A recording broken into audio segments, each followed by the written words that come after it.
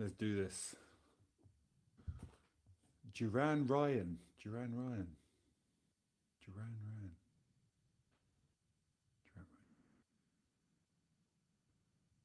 Almost sounds like almost sounds like Duran, doesn't it? Duran Ryan. If you say it quickly, Duran Ryan. No, it doesn't.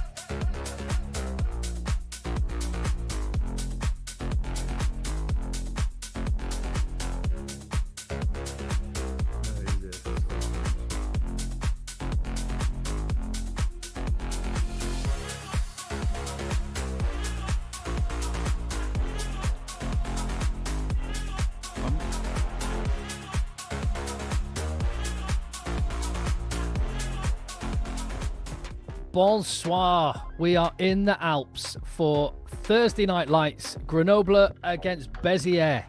Big game from Grenoble. Thank you very much for joining us. This is FR UK. This is the start of your rugby weekend. And people already in the chat sticking a little thumbs up on the video. Do so. We're going to be next week. It's a Sunday. We're going to be at Mako Vunapola's van for the visit of Grenoble. And then Courtney Lawes' Brive will host Colomiers.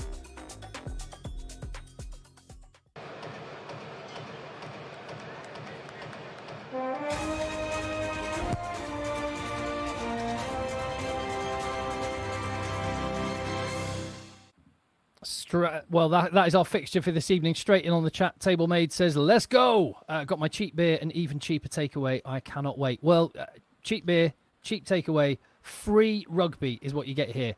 And that is the round of fixtures in round 10 of Pro D2. Big game tomorrow night, actually. Colomiers against Provence. Provence on the rise. Colomiers trying to hang around near the top. But as for our teams tonight, Grenoble and Béziers trying to move up the table. Grenoble, one of the pre-season favourites, one of the biggest budgets. They've got the biggest stadium. They've got vociferous support. But look at where they are in the table. 9th place. There have been coaching changes for both of the sides that are on show tonight. Most recently, Rory Teague has been relieved of duties at Béziers. And, yeah, under new leadership, can they resurrect their fortunes? Because it has not been going well. There are the home team arriving. I'll bring in Joe Worsley at this point. Evening, Joe. You all right, mate? Hello, everybody. Looking forward to this game. There's two teams, like you talked about. The two teams with big changes have been going on. How are they going to react tonight? 100%. Well, firstly, actually, we'll get on to the two sides, but just officially, while we're live, congratulate you on your new gig in the top 14. Thank you. Obviously, the summertime with Brive and not being able to stay there, and anyway, there's a lot of factors into that decision. But I'm hoping them all the best. I left in the summer, and now I'm with Perpignan. It's a massive task, but been out there for a week. Going to go back out for a long period of time now, and hopefully we'll be able to turn things around. Well, turning things around is the job of Grenoble. I mean, how surprised are you by where they currently find themselves? Very. One thing I would look back at is 3 years of lost finals, 3 years of ascension matches. There's like PTSD from that must be an effect, I'm sure, because losing 3 finals, losing 2 matches. I mean, one of the finals they shouldn't have lost. The other final, they could argue they could, but those 2 ascension matches, they were so close. There must be a hangover from that. And also there's some star friction going on, which eventually erupted with Nicolas Nadeau getting the bullet. Well, there is the visitors, Béziers, arriving, and they find themselves even lower down the table. And they've had a change of coach. Shilton, is that... What is that? Do you know what Shilton is? Because all I can think, Joe, is Peter Shilton. Just their sponsor on their top. Peter Shilton launched a range of clothing wear in France back in 1982 after a World Cup. No, I don't know why. They went for Shilton. I think they wanted it to sound English, and yeah, they went for Shilton. I love that. It's a French brand, though. Béziers, lovely full moon over the Alps this evening. Beautiful. But yeah, big challenge. And Béziers, to put it mildly, have been absolutely useless on the road. They have been diabolical on the road. Okay, Dax have got a tiny budget. They started on -5 points. They're a pretty desperate situation. They won by 40. They put 40 points on Béziers in the last away game. Unbelievable. So Béziers, they got rid of the coach. They're all pissed off from the summertime, if I can say that. Sorry, guys. They were angry in Hey, the mate, summer. we're on YouTube, not on the telly. The coach they all loved got let go during the summer. So they've had 2 coaching changes in a matter of, 4 or 5 months. And the team have obviously pretty angry, pretty upset. They've not been playing well. They've not been motivated. So it'd be interesting to see if the changes will motivate them tonight. Well, looking at Grenoble's lineup, I keep talking him up every time Grenoble play, and I absolutely love the youngster, Mathis Barret, the number 8. Absolutely brilliant talent coming through, but they've got some really class players in the back line. Romain Fouzière is a guy that has been a focal point of their play. He's back in the side over the last few weeks and looking to bring about a change in their fortunes, and they've got experience on the bench. The replacement scrum half, Eric Esconde, has played in massive European games with Toulon in the past. And for Béziers, well, they are without their talisman.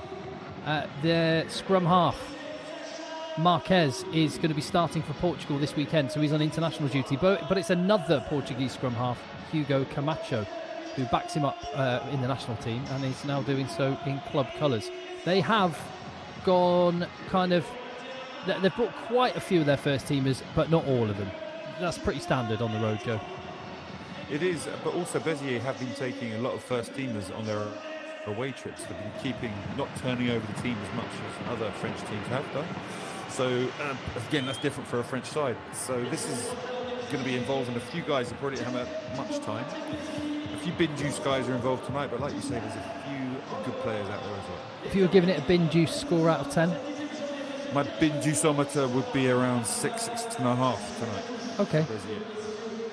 Well, they haven't won away from home this season, but the turnaround has got to come. And as Joe has already mentioned, they are motivated with a coaching change.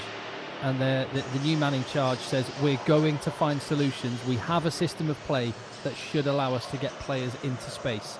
That is what Béziers are saying. The mascots are out on the field. It's a mammoth for Grenoble, which is one of their nicknames. I don't know what the other mascot is. We'll find out in a bit. But that's all that there is out on the park. And there's thousands of people, you know, from the Stade des Alpes, Joe, there are thousands of people out of shot at the minute at the end of the ground, right? Yeah, they all like to go down one end. I don't know why. The sun shines on that side, obviously not in the night, but yeah, it's strange. They all go to one end. But obviously they're not over the moon with their team's form either. So when the team aren't playing well, the Grenoble fans don't come in their droves like normal. The Béziers manager actually said that, did he? We found a way of playing people into space. Yeah, Irazaquois. It might have been lost in translation a little bit, but the direct translation was, we're going to find solutions. We have a system of play that should allow us to get players into space. They also said that in the last game where they were beaten heavily at home by Colomiers, they said they couldn't impose the style and they didn't play in the opposition's half. So yeah, there's sort of mixed messages there. They're talking a lot about territorial battle and then a lot about kind of their attacking game plan that they want to implement. Yeah, but also they should be talking about motivation, getting off the floor, trying hard for your teammates, smashing things. Listen, if that ain't right, if that's not right in the team, it doesn't matter how well you're going to coach them rugby-wise. It's irrelevant. Well, Joe, mate, motivation. I love French rugby so much. What are the kids with moustaches? What to explain? Can you guess what's going on? Grenoble has a traditional November festival in which all children go out into the streets in moustaches. It's yeah. Only in France. It's their version of the pipe, you know, the moustache. Oh my God. I don't know. I'm not sure, honestly. Those a woolly mammoth, did you say? Yeah, that's a mammoth and a mountain goat. Okay. There we go. Only in France. A load of kids in hats with moustaches. Okay. I love Pro Deda. I think it must be November, right? Hey, maybe it's that. Or their big, I don't know, some Mario Kart thing. Who knows? Luigi Fantasy Day. If you know in the chat what's going on there, I'm none the wiser. Here we go. Big game. Béziers, their kit looks a little bit like some sort of Captain America get-up. Well, they want a bit more of a heroic performance than they've been getting in recent weeks. And it's going to be Damien Anon, the brilliantly named fly half. Well, he's a proper petit general. Plays 9 and 10. He's got the job pulling the strings today and will get us underway.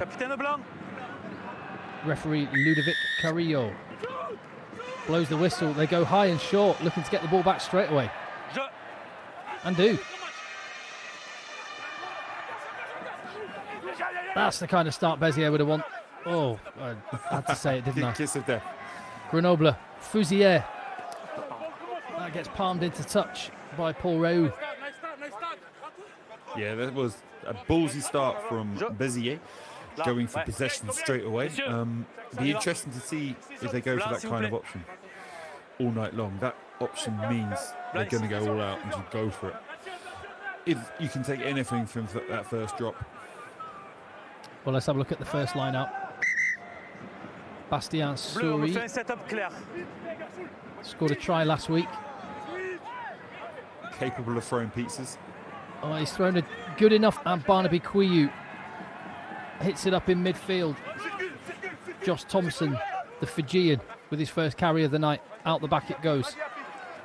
And Grenoble, when they do attack, as we've seen them, they are one of the most devastating teams in the division. Getting into shape early. Attack was lethal.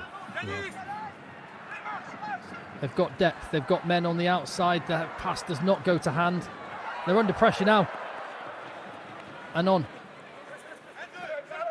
Pins Grenoble into their 22. Barnaby Quiyu ignores his pod of forwards. Hands it back to Max Clement.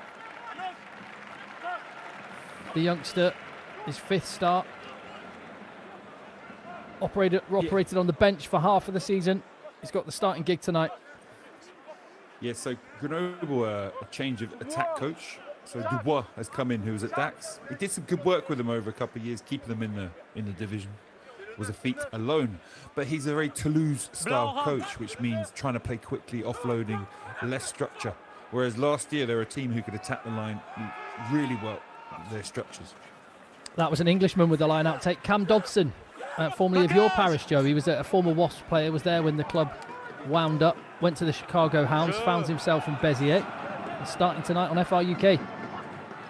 What can they do with their first proper attack? They had that moment of possession from the kickoff.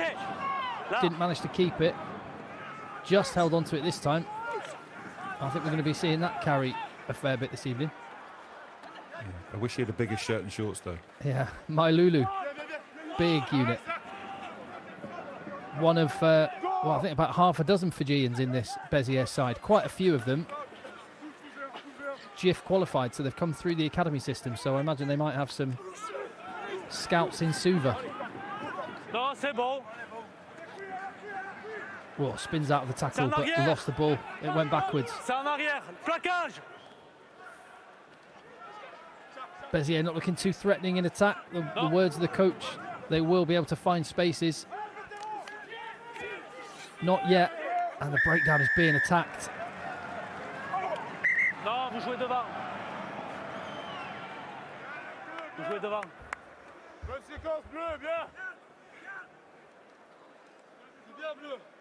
Oui. Mais il a joué en avant de la marque. So early stages, you just got a shot there of Cam Dodson. He won the line out, but from there it was lots of phases. Not really going anywhere from Béziers. Yeah, so Béziers in attack, they got a diabolical kind of line break record. Lots of turnovers. Yeah, really inefficient attack they've got. Really, really poor. You have to look at from that first sequence where they had a significant amount of ball. You can see why. Regarding Fijians, in Fiji, there's this massive tournament for under-18s every year, and the French clubs for many years have been sending people out there to find the talent and bring them over. Hence, many of them become GIF qualified. I went to the South African equivalent of that called Craven Week, their under-18s tournament, and there were a bunch of French scouts there, and one 6'9", 17-year-old was signed by Stade Francais. So yeah, the French clubs are well into spotting talent early. As Grenoble have their first attack into the 22. Carry from Cameron Holt, the Australian lock. The two props. Oh no, that's not a prop, is it? That's Josh Thompson. He's got a very thin number 7 on his back. Palm back volleyball style, penalty advantage.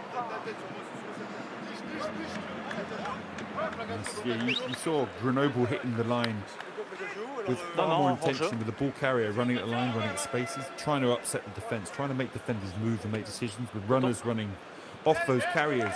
Just made it it makes it a far better attack.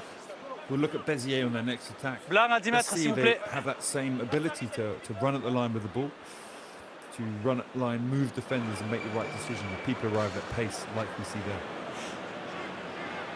Yeah, much more threatening and just seeing the replay there with penalty advantage, you can take the risk. Yeah, definitely. Max Clement with his first nudge of the evening. 9-9 over the bar, 3-0 Grenoble.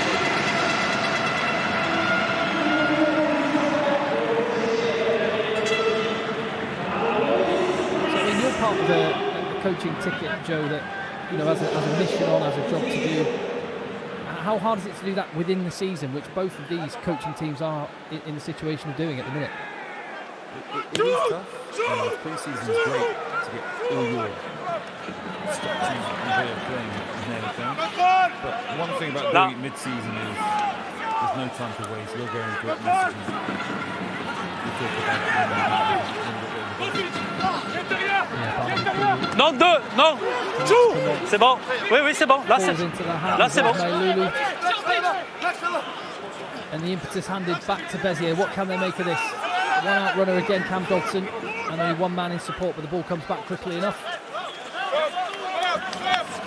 Plaquage! And you can see Grenoble thinking about attacking a lot of these breakdowns, every other one at the minute. And that's because the collisions, as Joe mentioned, they're not denting the line. Non! Pas les mecs! And that's leading to slow ball. Oh, out the line. Flies Josh Thompson. Only his second start for the club, signed from Western Force. They go to the boot, and that's a very intelligent kick. Yeah, that was a great kick after yet another poor 4-5 phase sequence. Again, nearly every tackle that was made there was a two-man hit. They're not isolating defenders, not creating at least one-on-ones. People being able to put their body in front, second man, locking the ball down. Tu bloques Pierre, s'il te plaît. Really tough to generate fast ball, really tough to generate goal forward. Leaves you with one solution. C'est bon. Kick into the corner, press rock.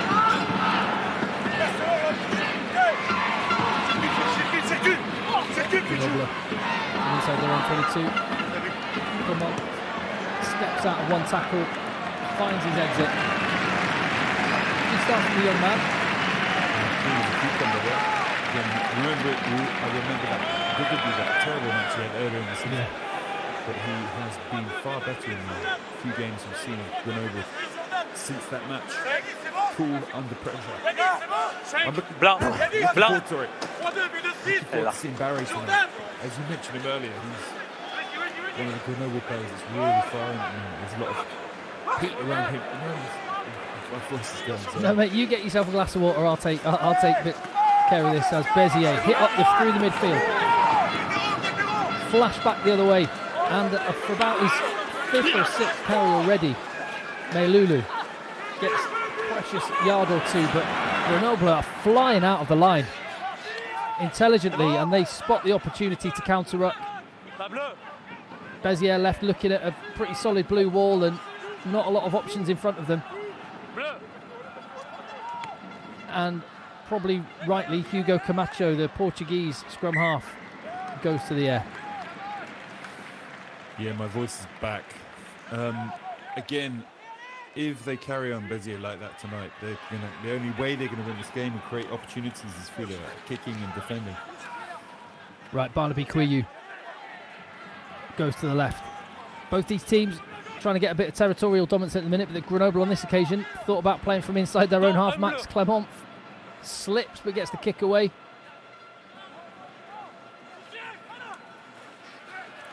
Paul Réu and Covort in the backfield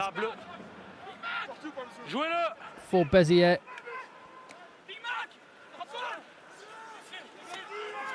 Oh, solid carry. Baptiste Abascat, and he wins the penalty as well. That was really, really poor from our Fijian friend there. Thompson missed a very simple tackle. It was a really bad flat runner, no pace. Thompson gave the penalty away. Pretty poor play from Thompson there.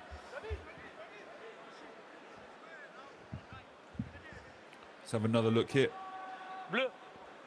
Yeah, so Thompson there, he's touching the ball carrier as he hits the deck. He never gets his hand off, and the referee penalises him for it. This is definitely Samuel Marquez territory. He's not there tonight, as I say, with the Portuguese national team. They play Uruguay at the weekend. Damien Anon from long range. Fading just short and just to the right. Stays at 3-0.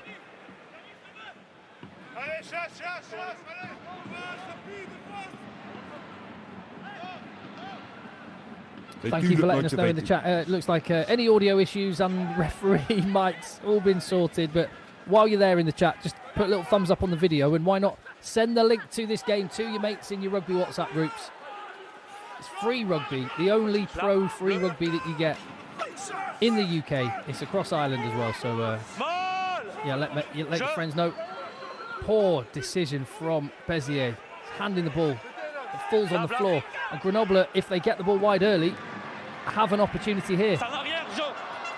Their turn to make a handling error, and Max Clement with a booming boot instead. Error's one of the features of this game early, but the stakes are high for both of these teams. Question in the chat from Rodney: what does the stadium hold? Just over 20,000. Home to the Grenoble football team as well. We've seen this place absolutely rammed, not least in that Ascension match and in the playoffs. Yeah, an incredible match with two teams. The fans had issues after the game. There were fights and a lot of anger. 20,000 people rolled up after a very close match, which Grenoble just lost. One thing about Béziers, they do look committed, energetic, like they're into it, don't they? They don't look like a team that's got a broken spirit by any stretch. They are fighting. Probably worth mentioning Sam Davis as well, the Welshman at fly half, who was just so important for Grenoble last season. He must be getting close. I thought November was when he was going to be making a return. He must be getting close now. Yeah, he must be back in training and fit by now. We'll get an update on that, and we will have some games with Grenoble in the coming weeks. I look forward. Yeah, good pressure from Béziers there. That was poor attack from Grenoble. The players were too close to that defensive line. And the defence get up in their faces. The support runner coming off again, too flat. Forward pass, turnover. Good pressure from the Béziers team. How much is it the case? Because you always talk about and always stress, Joe, that it's a long season. We're 9 games in. This is round number 10. But at what point does it start to become too much of a stretch to get yourselves back in the hunt if you're in the bottom half of the table? It depends on a number of factors there. Say Béziers, for example, they're pretty far off that top group of players at the moment. For them right now, it'd be about maintaining their position in the league, I think would be the battle they're having. So a lot of French clubs, even that bottom half, some can have ambitions to go up, want to get that top 6 place. Others will be thinking about maintaining their position in the league. So you find in that second half of the season towards the end, teams talk about one thing or the other. Again, that relegation pressure is massive. And some teams will use that to generate motivation and keep players going. Grenoble, Mathis Barret linking with his back row teammate Berrier. Through the hands, under pressure at the breakdown. Illegally so they've got penalty advantage. Will they use the free ball? Joe's right, absolutely right. This is much more like it from Béziers on a defensive point of view. There's a man down on the far side. There is still, I assume, penalty advantage, but what can Grenoble make of this? They've gone from one side to the other. Hugo Triou into touch. Bizarre choice from Thompson there to literally smash the whole ruck out into touch when it's your ball. Very, very strange. Grenoble, yeah, they're getting some heat, aren't they, from Béziers? Some really good line speed. But Grenoble have to do what they did on that last phase and put their wing into a bit of space. The players coming from depth, that kind of vertical one or two players behind the ball carrier, which allows you, when there's line speed, just to drop off a really short, easy pass to someone running onto it behind you. It's one of the best ways to deal with a defence that has serious line speed. Pick and go was a good choice from Nadir Megdou. Caught the Béziers players offsides. Megdou, who actually started the season at Bayonne. This is his third start for Grenoble. Is that a feature of French rugby, Joe? Players moving within season. I know there are loans, but yeah, there's often players which is surplus requirements. And remember, you can only have 35 in the top group. Often you want to free up a position for somebody else. You can do it by selling that player to another club. Gotcha. Right, an entry into the 22. A well-set line out. Bastien Souris is at the back of it. Béziers doing a good job at taking this to the touchline. Barnaby Quillu. Oh, it's snuck right round the side from Souris, and Quillu was right alongside it. They had a little chat on the far side, and I wonder if that is what Barnaby Quillu was whispering to Bastien Souris. Out of nothing, down the blind side, try scored. That was sneaky, wasn't it, from Souris? Let's have a look at it now. You see the Béziers player just looking at Quillu. You can see the 9 gets involved there. In. Thinking that he'll never be able to break out of that, but Souris saw the opportunity. He was playing with the touchline there. I'd love to see that clip again. It was amazing. Dancing ballet style down the touchline. The massive bald hooker managed to slip the ball off to what is one of the best 9s in this league. Quillu, although he's not the best 9 in his family, he's one of the best 9s in this league.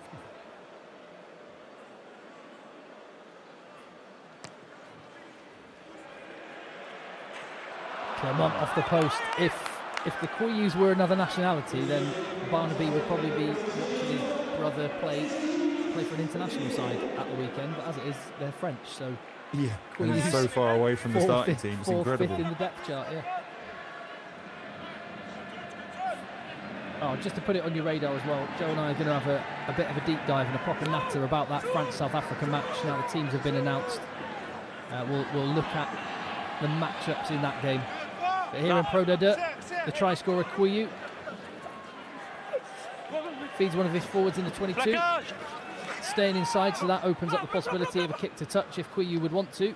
A little nudge over the top, bit of deception. Clement Anseli back to recover it.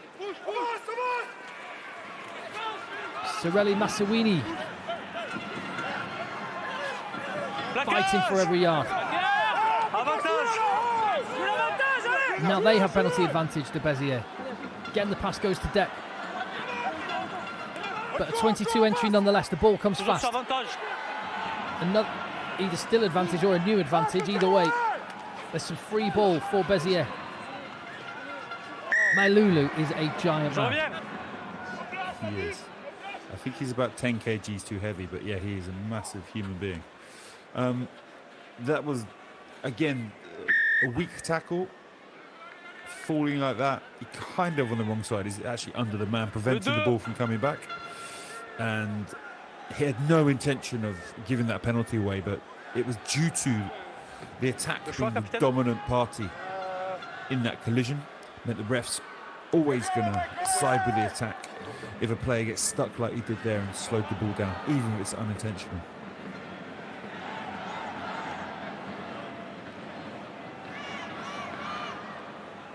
They deserve 3 points, Béziers. Yeah. They deserve to get on the board.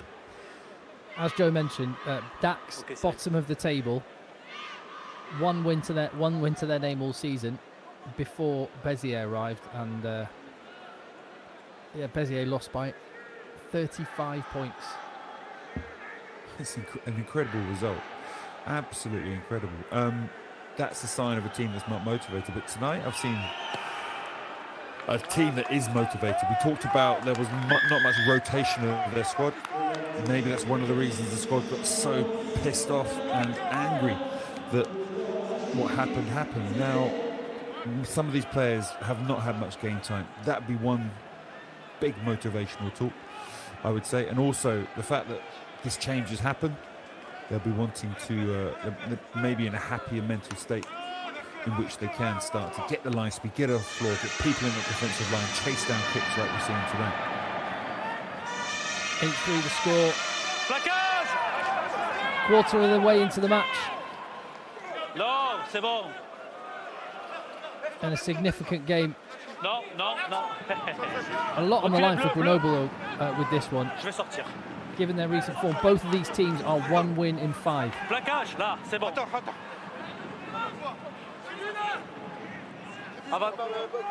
Hugo Camacho, he's looked pretty sharp. Il y a quoi? He's having another go now as well. Avantage.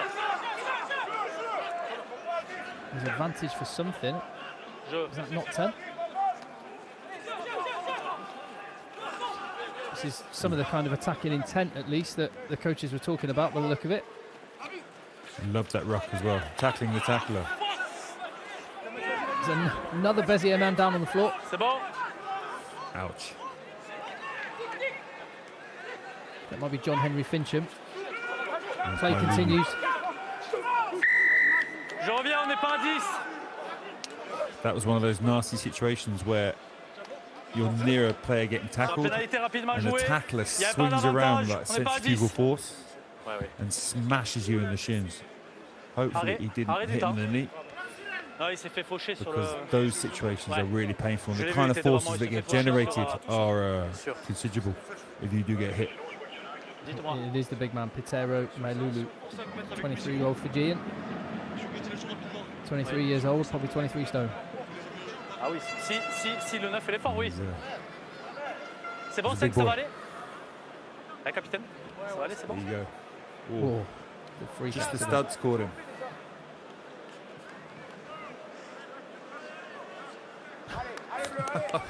Shouldn't laugh because he's injured, but... Yeah, well, he's not too bad, is he? We can laugh now. It's like Indiana Jones when he's... Can't remember which one. Temple of Doom, where he's going through the thing, getting his legs cut off. It's like one of those things the kids have at the soft play area where the baton thing spins around. You have to jump over it. Except it's not a soft sponge anymore. It's a razor-sharp studs and a heel. Yeah, a little different. Right, Béziers have some territory.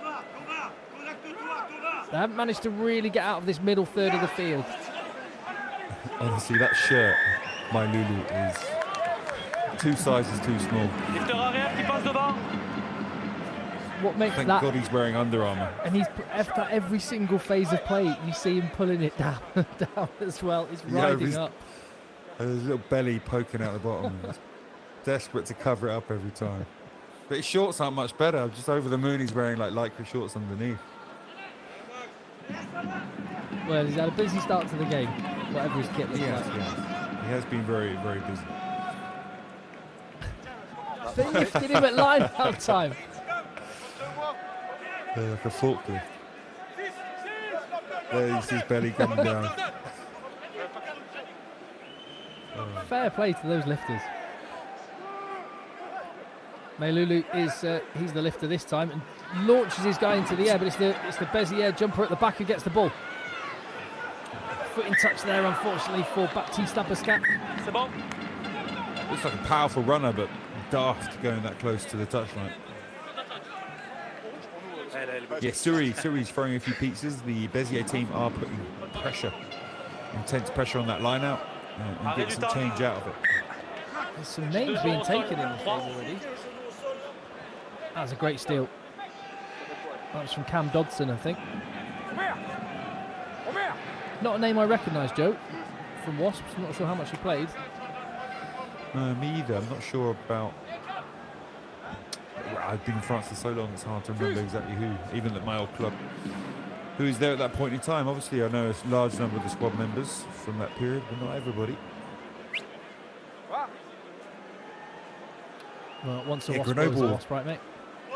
Exactly, yeah.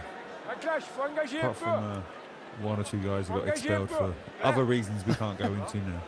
Oh, that's anyway, I was going to say, tell me more. Yeah, it would be good. Grenoble got a bit quiet, haven't they? Reprise. I think they need to nail this line out. Suri needs to sort his pizza throwing out. Throw a dart. and then get his team a good quality ball to launch from. So here we're going to see either driving more, but you've got two players, the 9 and winger, sitting in behind that line out. Yeah, I was so just we're going to see looking at like the a fake setup. maul. You've got a back rower off the line out as like a what they call a +1, so six forwards and a forward there, looking like they're going to drive it. But as you say, Joe, the backs sitting out behind. There's clearly something. I would imagine this is a two-phase move.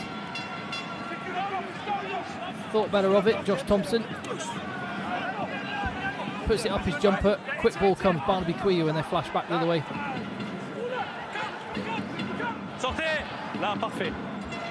Suri lifts. And this is Grenoble getting into some shape. Barnaby Quiyu not able to make the pass. Takes it himself. There's another man down on the floor. The game may have to be stopped if it goes that way again. Penalty advantage coming for Grenoble. Barnaby Quiyu looking at the ref.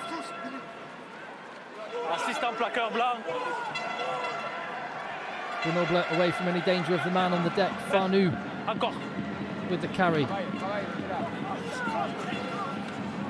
Getting to double-digit phases at this point. And 6 metres out from the line. Inside ball. A little bit telegraphed. The man chopped down. Pressure put on from the breakdown.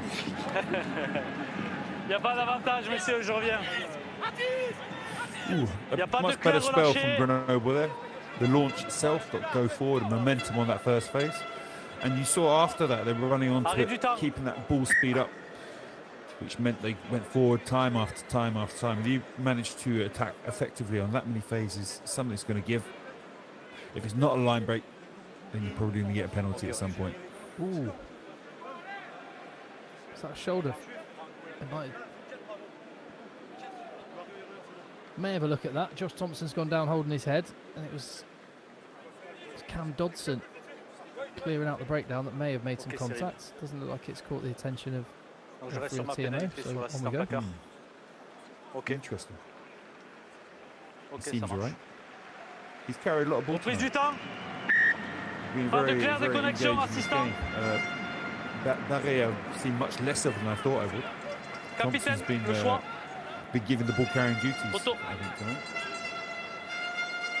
Max Clement's going to have a pop at the sticks. Question in on the chat from Alan Almo. Did Grenoble play all their matches at the Stade des Alpes? From memory, they have a smaller stadium to the south of the city. No, they play them all at the Stade des Alpes now. The smaller stadium is just the training ground these days, which apparently needs a new lick of paint and a bit of love. The stadium itself is magnificent though, huh? Lovely. When you sit in it, you can see out to the mountains which surround. It's in a bowl. You can see the mountains surrounding the city. It's a beautiful, well-executed stadium. I just noticed looking at that. I do like that even at professional levels, as Max Clement knocks that one over, there's still someone at the clubs who write the team name in Sharpie on the balls. People try and nip balls always at any level, from pro to amateur. 11-3 the score. We're approaching the half-hour mark. Béziers will be encouraged. Grenoble will be thinking they're just in that last phase of play started to click through another gear. We know what they're capable of though. Restart the next job. Mathis Barret. Solid carry.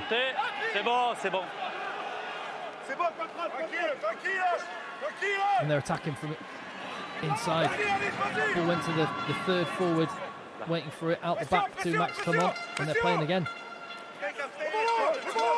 A little bit of deception, but Béziers equal to it in defence.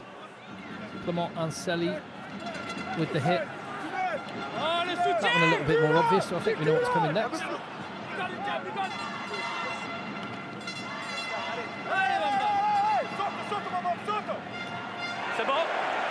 Super contest, Hugo Trillo on the ball.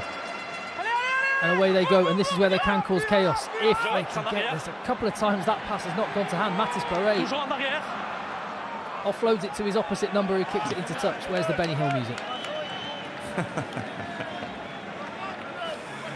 Yeah. His footballing skills weren't quite good enough there. It's such a shame. That was amazing aerial contest. He went for that. He said, I'm taking this, I'm taking this. He sprinted it down. Great aerial contest we're going to see here. When you get that kind of quality ball, the player's put his body on the line there. He's got to do better with it. One poor pass, gets a half break, misses the offload. Yeah, Béziers looked short then. That was the moment.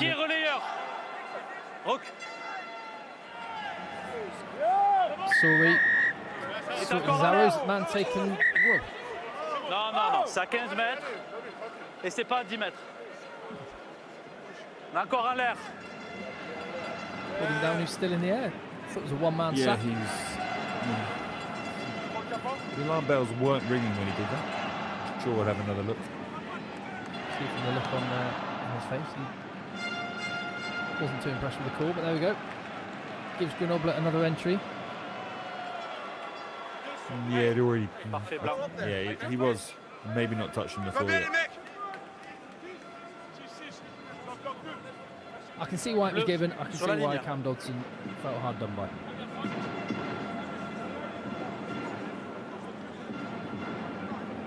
What can Grenoble do with this? They've got to win the ball first. They try going to the front, but under pressure. Youssef Amrouni won the ball. On out wide. He's had a little shock of a young number 8. Such a shame, because out wide then would have been probably the first time we would have seen some of those wingers for the Béziers team in full flow. Did really well competing at the line out. Suri throwing pizzas again. And such a shame you can't see it on that clip, but the winger was the next defender out, and you had 3 players outside the number 8. Such a shame. He looks like a good ball carrier. Baptiste Abiscaliou.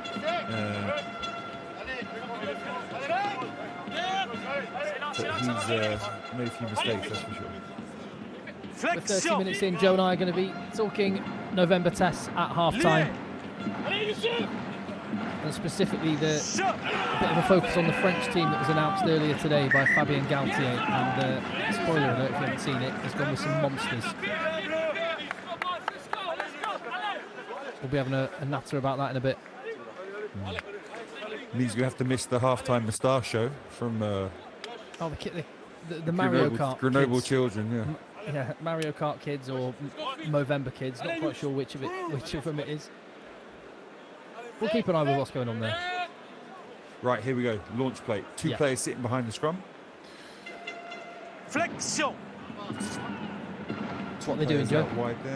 I'd be getting a nudge on the tight head side and number 8 going open. They'll be hitting some player flat from the scrum, and those 2 players will be looping out the back.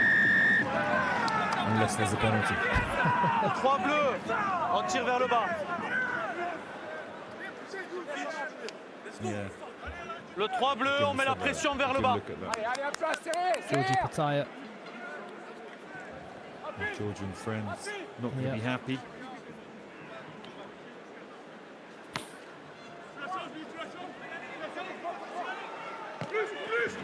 Oh, intelligent from Hugo Triou. He got walloped for his efforts, but he's up on his feet and in support of Farnou, who he got the ball to. Ball spills out to Quiou. He gave away a penalty, but there is Pataya with the carry. Defence looks like it's matching this one. Mathis Barret, another really strong carry. Snipes down the blind side, does Quiou. They're playing with a little bit more pace now. It's in and it's away.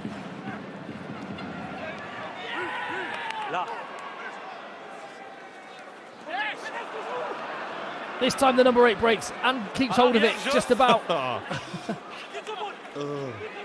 Get that man the sticky spray. He looks like a proper athlete.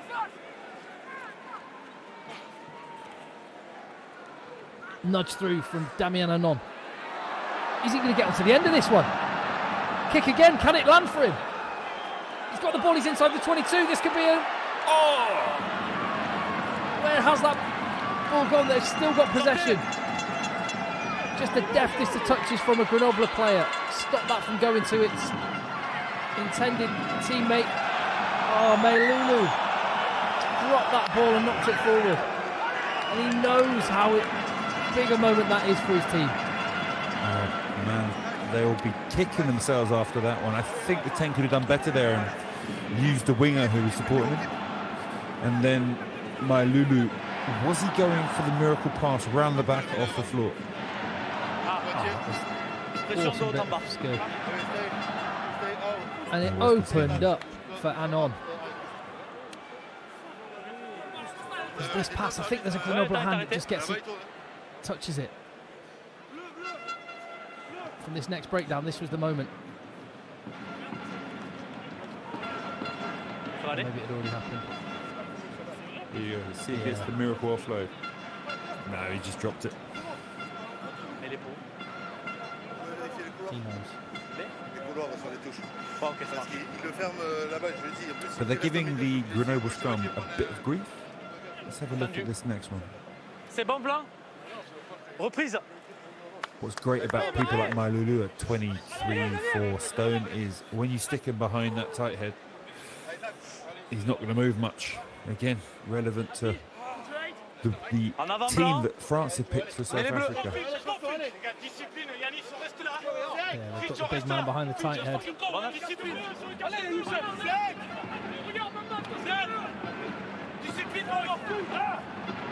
Flexion. Of course, in French rugby, you have to put the ball in credibly, is the word.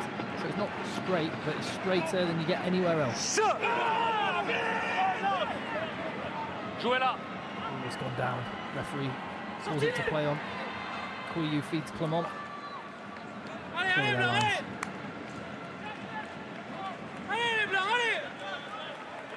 And not bad kick. Clement will be relatively happy with that. Now going to pressure up on the Béziers line out. Let's see if Béziers can get that 8-point difference reduced before half time, because that will make this game more exciting. Yeah, they've got a lot of young guys on the bench of Béziers. That's where the rotation has come for the most part. A couple of guys on debut, a few guys from their academy. They have not won the ball. Suri snatches it away from his opponent. Knocks it on. I don't know what's happened to the pitch, but there are people slipping and sliding all over the place. Oh, what a break! To Imaba.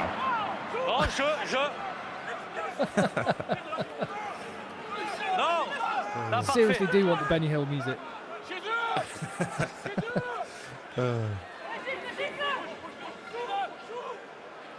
Hey, we're 35 minutes in. There has not been a card and there has not been a fight of any kind.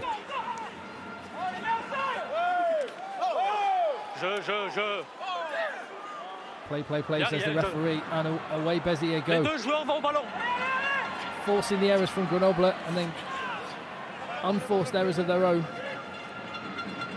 I think Clement will want to get some territory. He's running down a blind alley, wrapped up by a couple of Béziers defenders.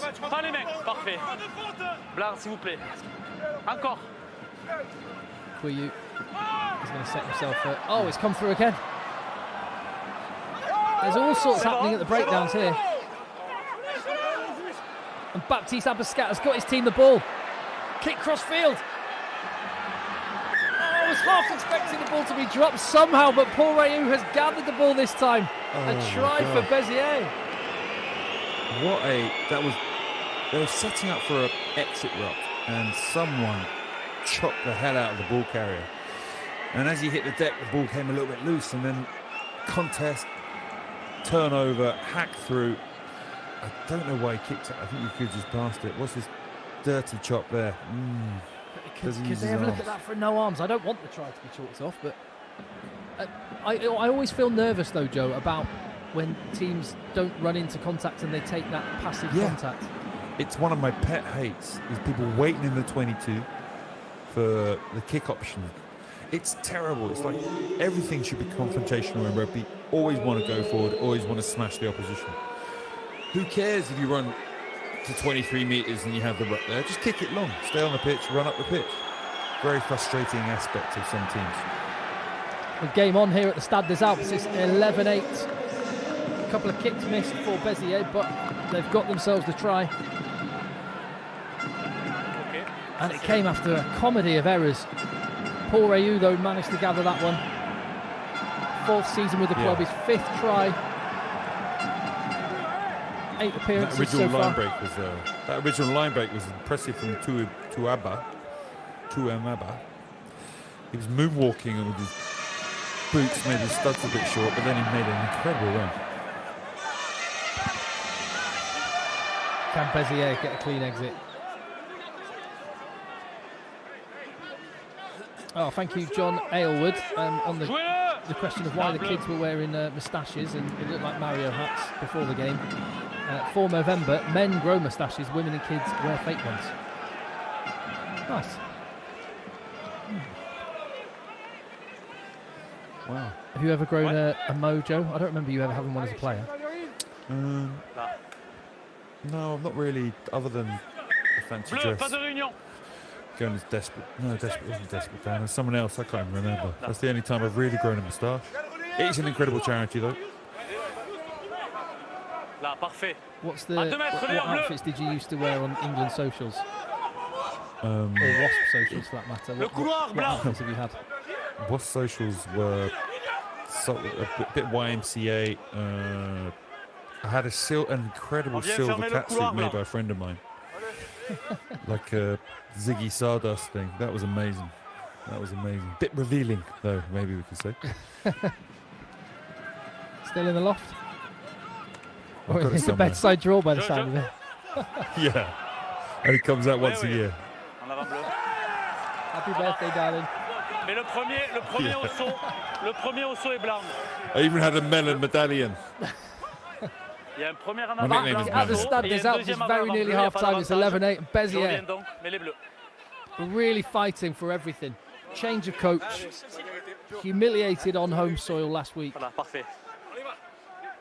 but giving a really good account of themselves. In Grenoble, well, one of the early season favourites, pre-season favourites, 9th coming into this game today, but with a decent home record, they're under pressure. Last play of the half. It does make me think, though, about Sam Davis not playing. How much difference is the fact that he's not on the pitch attacking the line, making the right decisions? How much of it is due to them not playing as well as they were and the coaching changes? It's fascinating to see when he comes back, will this team suddenly click into the gears we've seen them play at the year before?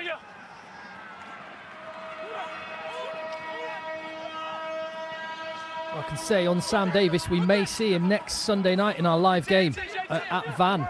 Could have Mako Vunipola, Dave Cherry, Ben Stevenson and Sam Davis on show.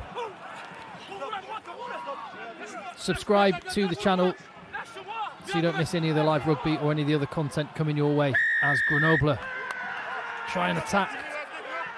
But that's been snaffled, and Béziers, they got the try, but they've managed to hold out and dissent as well. Frustration from the home team. Yeah, what do you do here? Do you tap it and kick it off, or do you boot it down and have one more attack on the line out? I think you boot it down, you attack. Yeah, that extra 10 metres gives you the opportunity to, well, there's the answer. You kick it out and go into the sheds. Happy as an arrow. Right, here we go. 11-8 at half-time. There'll be interview shortly. Joe Worsley to do his translation for you. I'll be honest, I was expecting Grenoble to maybe drop the hammer a little bit in le this one. troisième ligne de cette formation de Grenoble. Mathis, une première période où vous dominez, mais il manque la concrétisation. Comment justement arriver à scorer en deuxième période? Bonsoir. Eh ben, c'est juste qu'on ne ressort pas bien notre camp quand on arrive à marquer des points, donc il faut juste qu'on sorte le So we're not getting our half very well. donner des ballons Not facilement, getting to score points. qu'on garde un peu plus la main sur le ballon et qu'on continue à keep our hands attaquer on the parce ball que better. il y a des espaces mais on n'arrive pas à concrétiser. Merci, on vous laisse There are aller the souffler. spaces to Et on va enchaîner avec attack, Damien but we're Agnon, not le joueur managing de cette to formation do de that. Béziers. Bonsoir Damien. Pour l'instant, votre équipe, elle s'accroche, elle lutte dans ce stade. Comment arriver à continuer de bousculer les Grenoblois en deuxième période et peut-être même les faire douter? Ouais, je pense que on fait une bonne première mi-temps, on arrive à tenir la ligne, à garder une bonne défense, récupérer les pénalités, arriver à aller jouer chez eux. Maintenant, il faut juste réussir à conclure, se payer et scorer. Je manque 2 pénalités, une pénalité de transformation importante qui pourrait nous faire passer devant à la pause. Mais bon, il faut continuer sur cet état d'esprit-là et Great if we pourquoi can pas y croire en pass deuxième période. in front Merci beaucoup. or get in front of them on the scoreboard.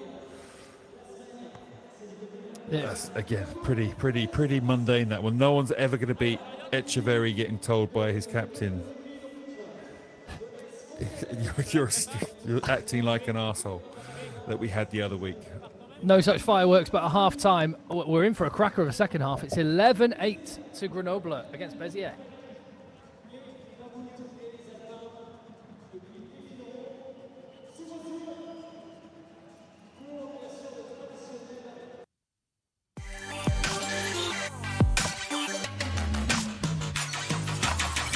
We are 48 hours away from a potentially epic matchup between France and South Africa. If you've seen the teams that were announced earlier today, then you will have probably, like me and Joe, ratcheted up your level of excitement for this particular match. It's going to be a whole great day of rugby, actually, but this is the cherry on the top of the cake, the final fixture, and we thought we would have a little dive into the teams.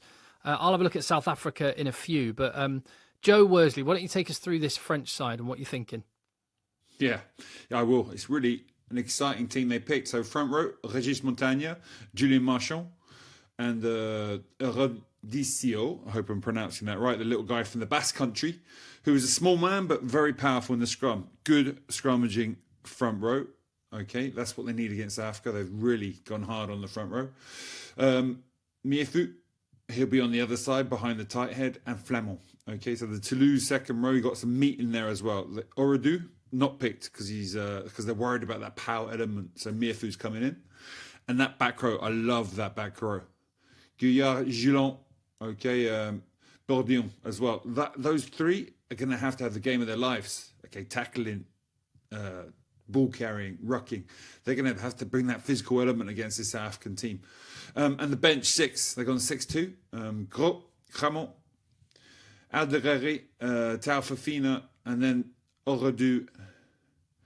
And just a couple of things, Joe. A couple of things. Do you think the Jean-Baptiste Gros selection on the bench is specifically to try and neutralise Wilco Low, who has come on and atomised people at scrum time? A bit, but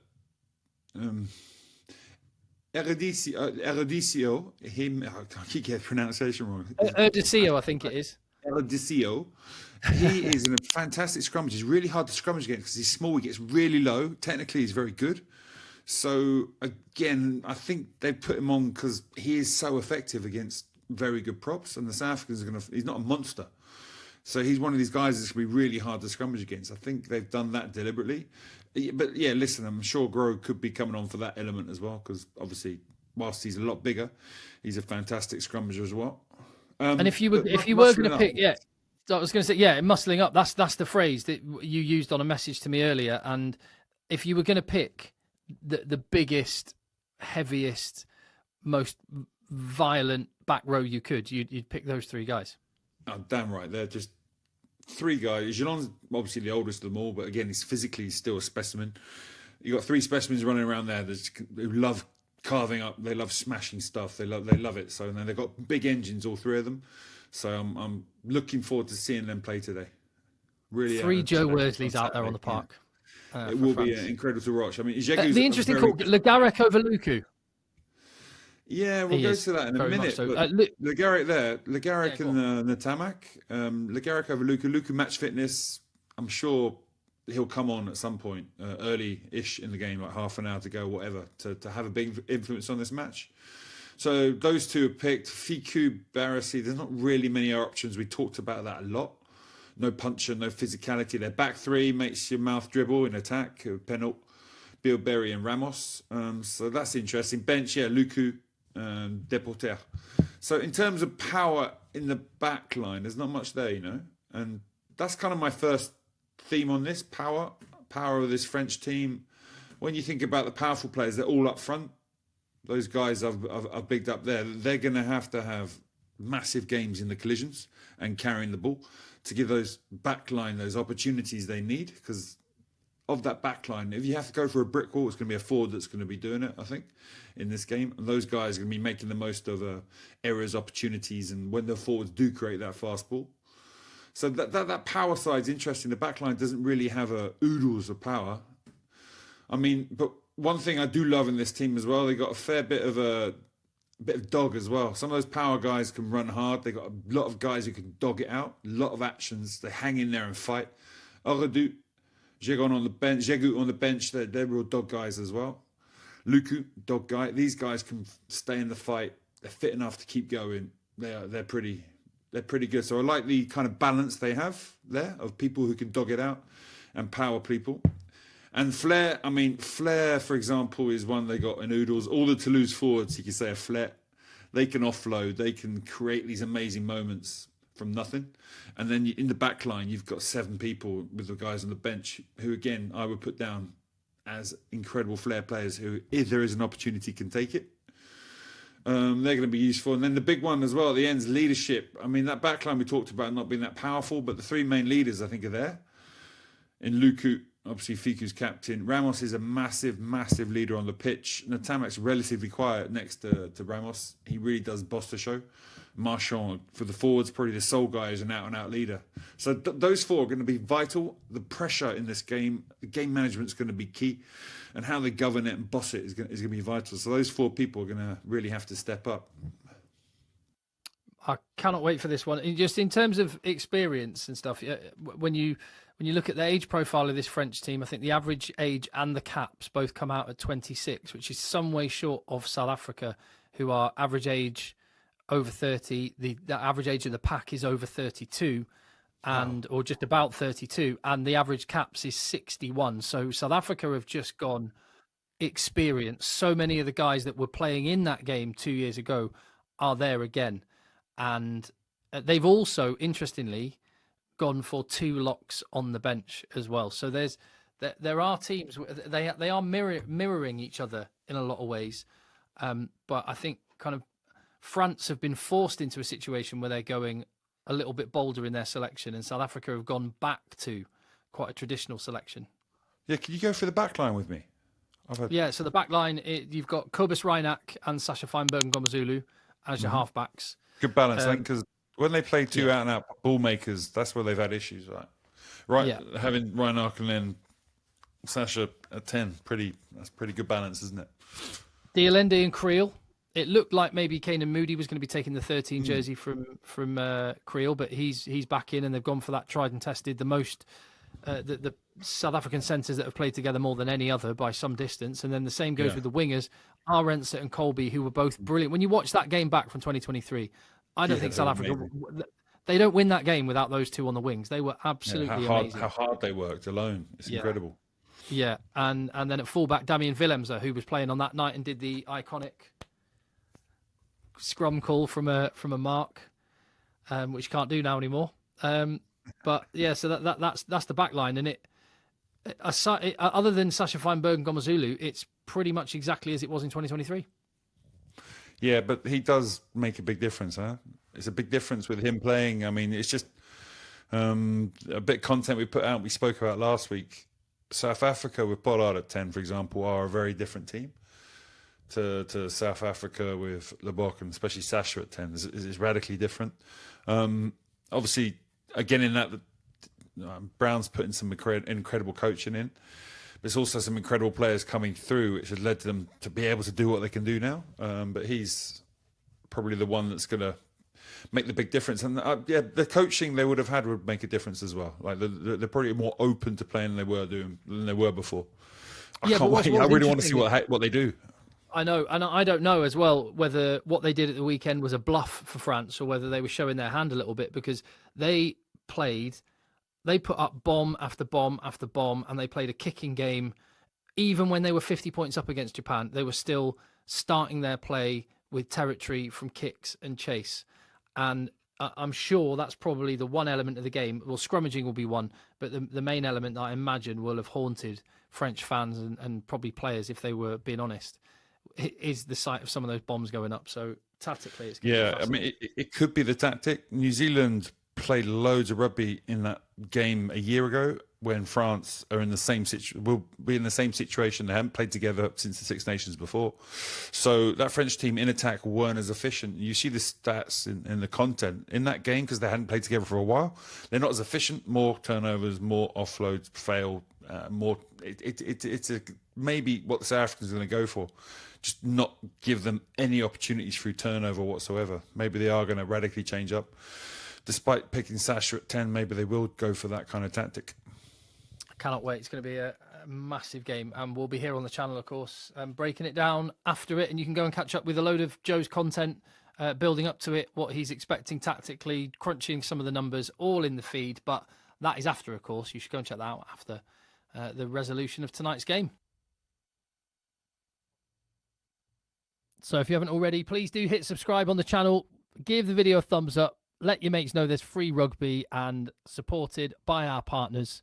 We absolutely love that we're able to bring you free live rugby every single round of Pro de Deux. And the live rugby coming your way. There's Mako Vunapola. We're going to be back at his gaff for the visit of Grenoble. Van looking pretty ominous at the minute. They've definitely got their mojo. Grenoble trying to generate some momentum in this second half here. And then Courtney Lawes' Brive, another team that are struggling, another team that are way down on where they were anticipated on being, and they're going to be hosting high-flying Colomiers. As we just see the little Mario Kart dash down on the touchline. And make sure you check out our friends at Roast Beef Rugby, who are, well, they get to France more than, well, as much as Joe Worsley and more than I would like to. So they sample the French culture out there watching the rugby, and some great content as well. We want to make sure we support each other as we try and spread the gospel of this amazing competition and French rugby in general. Joe, Perpignan, I want to just tell you, as we got a moment, I want to just ask you how your first week in your new gig, defence coach at Perpignan, how's it going? Yeah, so they come up to the back of a 9-game block. It's a huge block of pre-season games before that. It's the longest block of games that they'll play in the whole season. So now, because of the internationals, they're taking 2 weekends off. So the players had last week off. And next week, I'll be working with them for the first time. Going to be chatting to a few of them on Monday, and then we're training Tuesday, Wednesday, Thursday. So yeah, it's a really interesting time. We talked about it a little bit during that first half. Jumping into a club, trying to change what they're doing. You're walking a tightrope between trying to change too much, trying to change too little. You've got to get it right. And the best way to do that is to, after talking to the staff, is talking to the players and really understanding where they are with the game, what they think about it, and trying to get them on board with what you're trying to do. I think you just get a real sense there at how massive John Henry Finch in the tight head prop for Béziers as he walked out on the pitch. Either that or this is some kind of fisheye lens. But Béziers have got some big old units. They're in this game. It's 11-8 at half-time. Béziers, who have not registered a point on the road. Yeah, I really am happy because the troubles they've had, semi 6.5 binge usage score, I wasn't predicting tonight that we were going to have this kind of battle. I'm just hoping now they can maintain that effort, they can maintain that level, and really, really take it to Grenoble. Some frustration for Grenoble in the first half. Antoine Ferry there, having a chat to the referee there. He'll definitely have lots of things that we want his teammates to take care of. Completely aside from the referee. Just keeping hold of the ball sometimes being the main one. Pierre. And you can see slight frustration on the faces. Gauthier, c'est bon pour toi? Is it caffeine gum they chew, Joe? Is chewing gum? Is that Capitaine Blanc. Capitaine Bleu. Some people do, yeah. Caffeine jellies or caffeine gum. Away we go, second half. Big 40 minutes of rugby. This one try apiece, 3 points separating the two teams. Baptiste Apescat takes care of business with the first kick-off receipt. We'll go one phase to the left. I would imagine this is going to be an exit from Hugo Camacho. Taking that risk of going for one back more. It's ridiculous. For the sake of 3 metres closer to the touchline. Yeah. So true. Things like that. No. Reasons that teams, if you carry on doing that, you're going to turn over it sometimes. You've got to find an effective way. When the moment comes, you've got a slow ball in your half, you want to get out there as quickly as possible. You don't need to do another rep to do this. It's high risk. You're better off doing it as soon as possible. If you can't kick over your shoulder, or a 9 you can't do that, use the 10, have it ready. Cameron Holt takes the line out at the front. Straight, I'm not sure. Not straight, I think. Not straight, yeah. They are putting Bastien Souris under all kinds of pressure. He's having to go to the front. Not confident in his throw, and they're not able to get that right. Yeah, he is a renowned pizza thrower, so they knew that coming in. And they drop it. I take my pizza throwing back. Maybe it wasn't a throw, it was just dropped on the floor. Terrible mauler.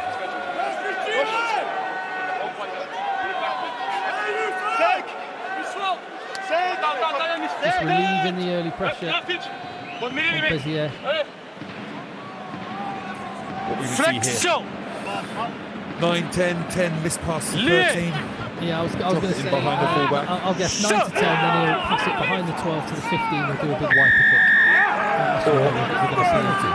C'est le gaucher, Pierre. We forgot that people want to disrupt each other on every scrum possible. And this time, the penalty falls for Grenoble.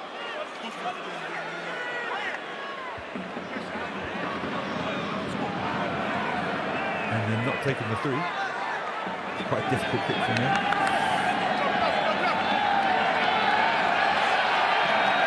Ah, parfait.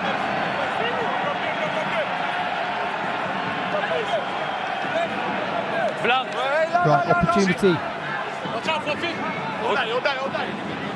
The forwards have won this territory. What can they do with it? Looks like they're setting up for a drive. All 7 men are in. Bastien Souris searching for the ball. He's got it in his control now. Yann Lestrade has joined from the back line. Avantage jumping across. Souris to within 1 metre. Big opportunity at the start of this half. It's going to be over. Fizzed the pass from Barnaby Quillu. They had penalty advantage in their back pocket. Romain Fouzier with the outside arc. Try for Grenoble. Yeah, the Béziers team competed in the air, and as a result, the maul, even though it wasn't set up that quickly, before the Béziers team could disrupt it at all, they got quite tight. And once they're in that position, it's quite hard to stop these things legally. Again, nice finish though. The Grenoble centres, Fouzier there. They do hit lovely timing at running onto the ball at the right moment. Yeah, they're missing the other Triou brother in the midfield there. It's normally the pair of them. Triou and Fouzier were absolutely class last year in Pro de Deux. Fouzier has missed the start of the season. He's had 3 starts so far, and on his 4th he gets his 2nd try of the campaign. Yeah, you can just see on that clip there how some forwards are interested in the defence, and that centre just arrives on a sweet line just outside them. He's a good pass from the 9. He arrives on a beautiful line coming in. It's quite difficult to defend after you've committed a lot of people to the maul. Replacements now in the front 5 for Béziers. Are we having a look at something? Yeah, I'm not sure what he saw there. Ok, donc tu veux vérifier la position du lifter et éventuellement une deuxième structure. He's going to look at screening. Des bleus. Oui, on est sur un avantage pour un jumping across, ça aussi, non? I love that jumping across is the jumping across is jumping across. Yeah. Was it Josh Thompson? Yeah, he is actually ahead of him, but no one comes for so long. Yeah. Nobody's there for so long that they might give this actually. But the penalty, as you say, was for his French expression, jumping across. Chucking Cam Dodson onto the lifter. Breaking that link between the lifter and the jumper. Josh Thompson is between the ball carrier and the defender when contact is made. So letter of the law and all that. But Béziers were literally so late to get involved in that counter ball. Will that be taken as a factor? I'm not sure. And then the whole as you know, I'm learning French all the time, but in French, jumping across, would that come first? The jumping across will be penalised still, so they'll have a penalty. They'll probably tap it again, have another go. Yeah. Maybe that's what they're talking about there and more. To be fair, yeah, that's worse what they did there. Oh, lovely pass there. I'm going to press my kid with that one. Do you expect jumping across?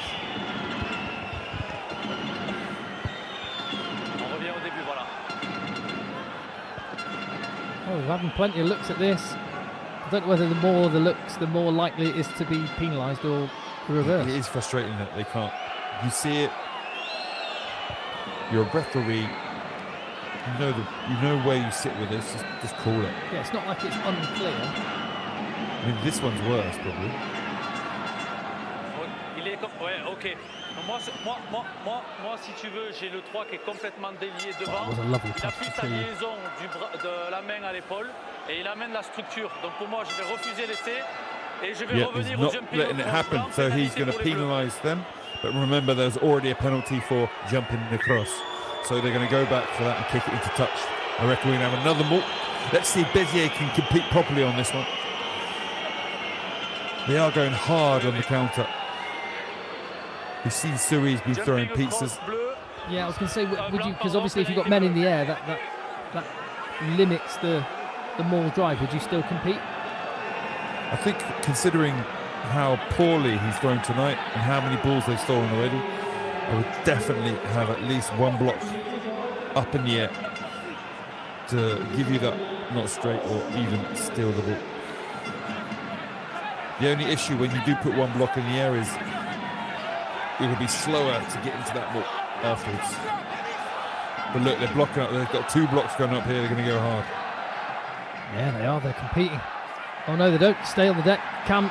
Oh, they. Ooh. It was Cam Dodson who sacked it, but was that illegal again?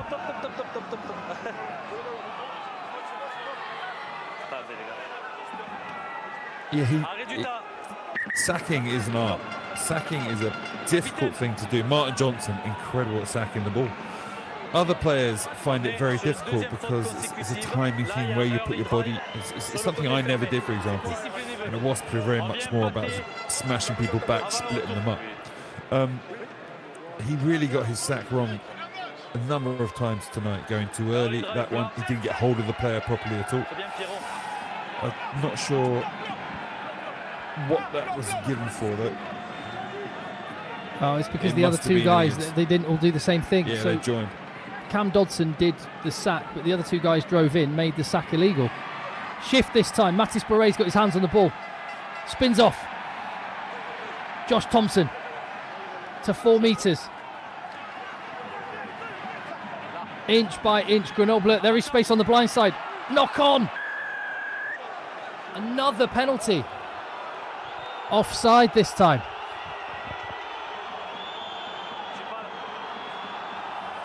There will be a yellow card soon if this carries on. What's that, Bagarre. 4 penalties?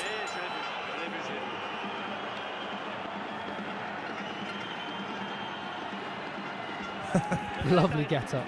Got it from the same place you got your silver suit, though. Yeah.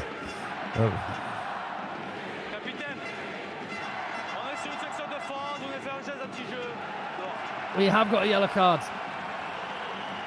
And it has livened up the crowd here at the Stade des Alpes, that's for sure.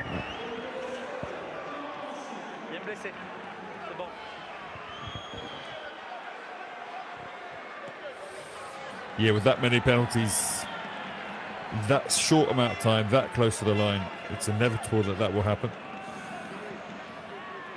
We have ourselves a card, we have ourselves some bagarre. This is Pro D2 rugby after all. This time, Béziers heads in. Trying to stop the drive. Rather than sack it, Bastien Suri has control of the ball. Backliner getting in there. Mathis Barret's carrying into the line. Suri is over.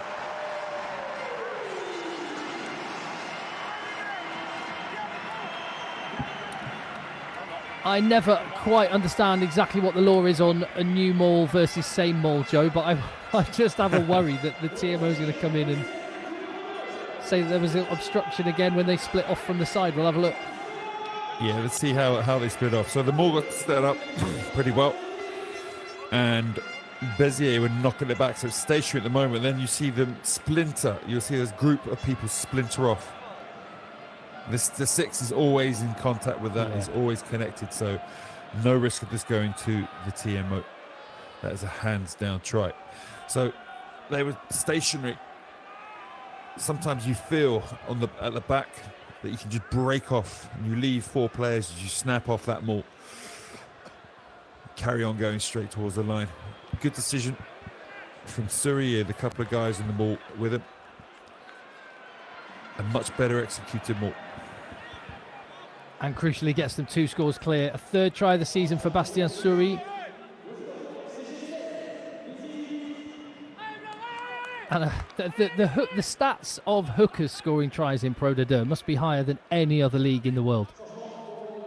Yeah, I think, well, I always remember Neil Back being top try scorer once or twice, purely from being the guy at the back of the Leicester maul, because Leicester used to lean on that maul so much. What answer do Béziers have? Just stopping the penalty count and the indiscipline, keeping their opponents pinned would be a start.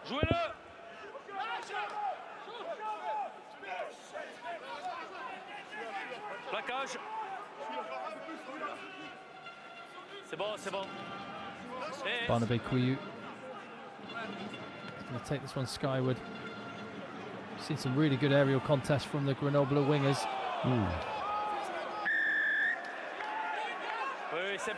A little too eager there. Good measure. Yeah. He literally put his head underneath the studs. Yeah. He literally put his head underneath the studs of the 15 who's catching the ball.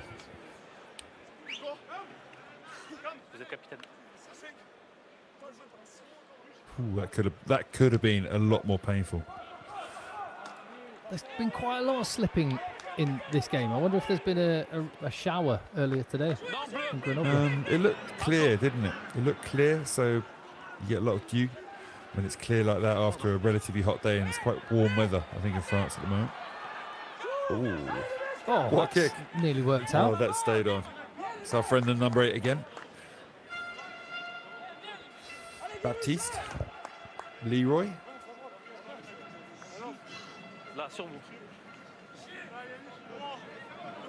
Second season at the club, joined from Narbonne.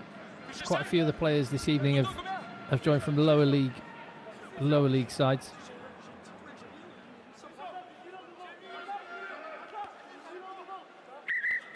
Blanc.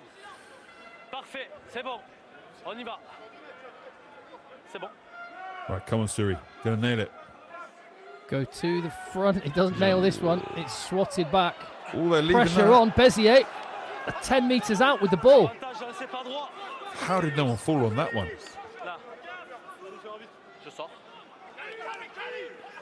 Wide pass. Karui Sekila with the carry. Another player brought into the Béziers Academy from Fiji. And Masawini, another Fijian. They're getting all the carries at the minute. Englishman there getting stopped in his tracks, Cam Dodson. And they're back on the edge of the 22. Solid defence from Grenoble so far. Not very much deception from Béziers. All a little flat and predictable. Can they generate some speed onto the ball now? Covort getting carried back by Megdoud.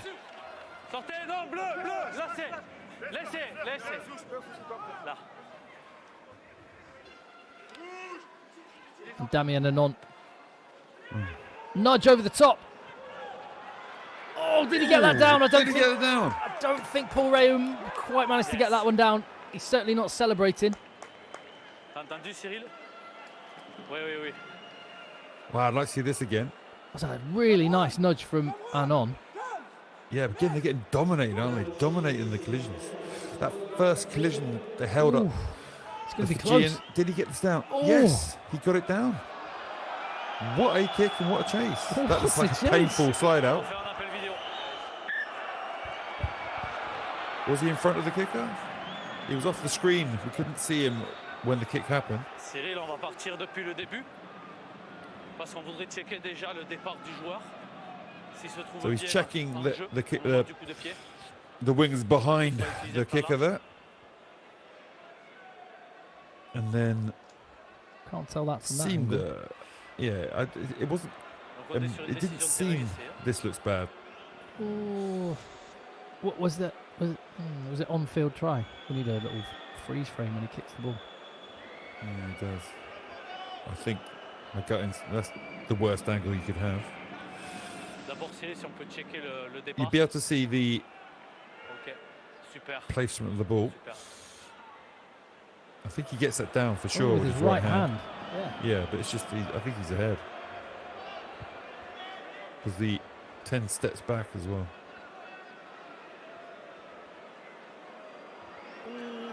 He's in front. Pour moi, de là où je suis placé, j'ai l'impression que le joueur blanc part devant le coup de pied. Yeah, so the ref thinks he leaves before the kick. So he passes forwards before the kick. I do not think this will be given. Penalty, unfortunately. What a shame, Béziers. We're back in that there. C'est bon pour toi, Cyril? Ok. Capitaine.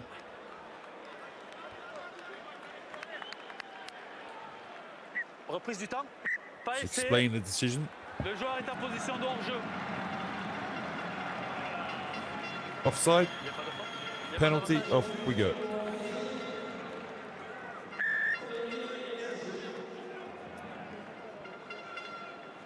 Il n'y a pas d'avantage.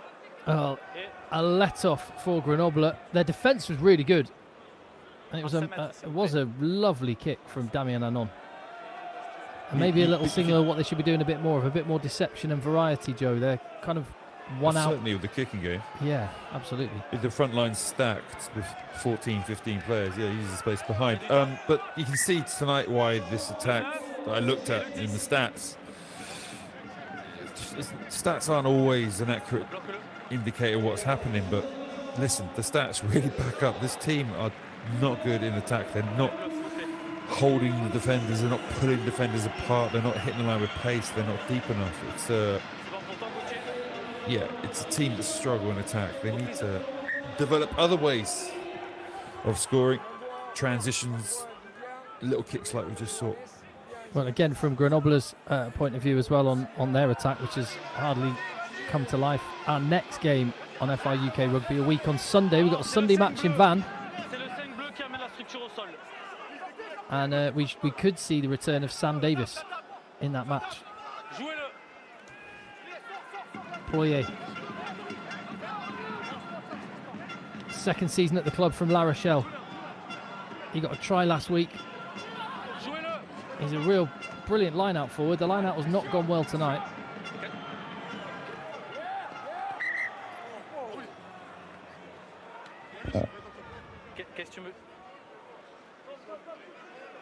Strange. Okay. Arrêt du temps vidéo. So I think the touch judge has called into the ref that something illegal happened. Around the ruck, someone came in and smashed, I think, one of the Grenoble players, but it did not look like anything worth stopping the game for. Okay. Live, I didn't really see what happened. Oh, or maybe they're looking at that tackle by two. Oh, all that. Oh, yeah. Did he catch him on the chin? Yeah, you can see Josh Thompson didn't like that. He might just slid across his chin a bit, but again, it didn't look.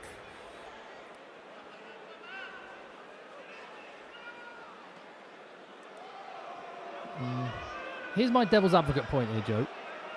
If you're so low that you're not supporting your body weight, well, I suppose actually he probably is supporting his body weight there. To be fair to Josh Thompson. Okay, remets-moi l'angle d'un but. I think it's just counter-rucking is legal, and he doesn't make contact with the head. from what I could see. So maybe it's Josh Thompson that's going to be in trouble for reacting. Does he give him a little kick? Parce que moi, j'ai pas de clair contact à la tête sur le déblayage du blanc. Je vois pas de jeu déloyal. No, they're looking at the white player. He caught his head. It certainly doesn't. Again, unless you're 100% sure. Did the TMO call this one in? I don't know. No, he doesn't get his head. Unless you're 100% sure, do not stop a rugby match for things like this. Come on, carry on.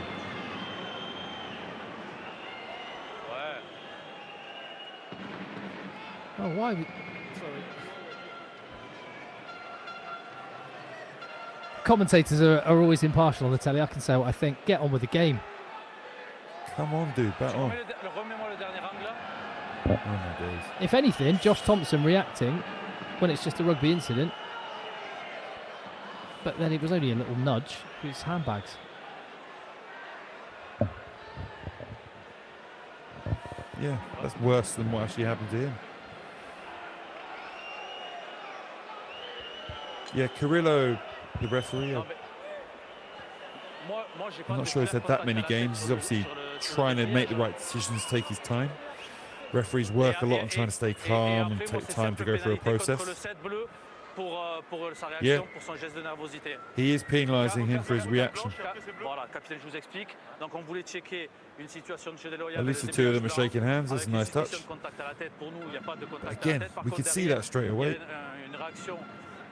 Make a quicker decision. Pas pénalité retournée puisqu'il n'y avait pas de pénalité à la base. Pénalité contre vous.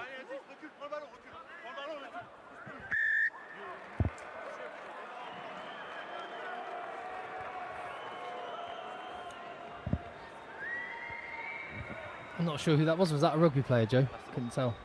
The guy with the, I'm not sure either. Yeah. I was looking at the guy with the nose like Gerard Depardieu. He looked a bit like he looked a bit like Pedro Pascal, I thought for a second. The actor. Right, Béziers have got an entry into the 22. What can they do? They've found themselves points down on the scoreboard. He did look like Pedro Pascal, you're right. And the guy next to him looked like one of the characters out of The Last of Us. Maybe, who knows? Team night out in the Alps. Maybe going skiing. What's the skiing like in November? Bit early. A bit early, yeah. They're not close enough to any glaciers for that one. Untidy, but get the ball back just. Béziers look quite flat, their attacking line.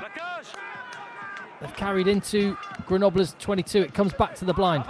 Ooh. Spilled. Benny Hill music again.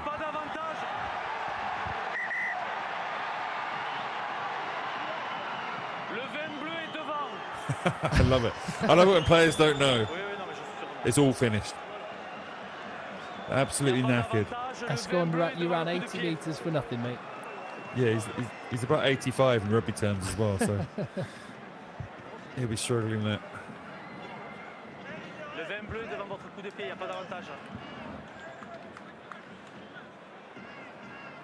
What happened? I did not see. Was there a penalty given or was it advantage for a knock-on? No, I've no idea. The ref has not been clear. On come the replacements for Grenoble.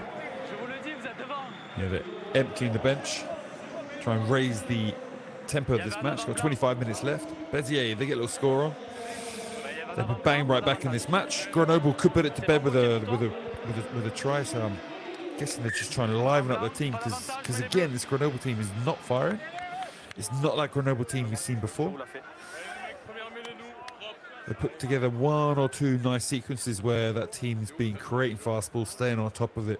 Kilyu darting off the edges. They've not had anyone like Sam Davis attacking the line and making the right calls though. We have a full French international on the field. Julien Heriteau for Grenoble had one cap for France in, I think, 2018. His second season at the club from Clermont. So there is some pedigree on the bench. Pierre Courteau has had top try scorer for Béziers last season. He's on the field as well. And he's running back already to try and support his fullback, Corvort.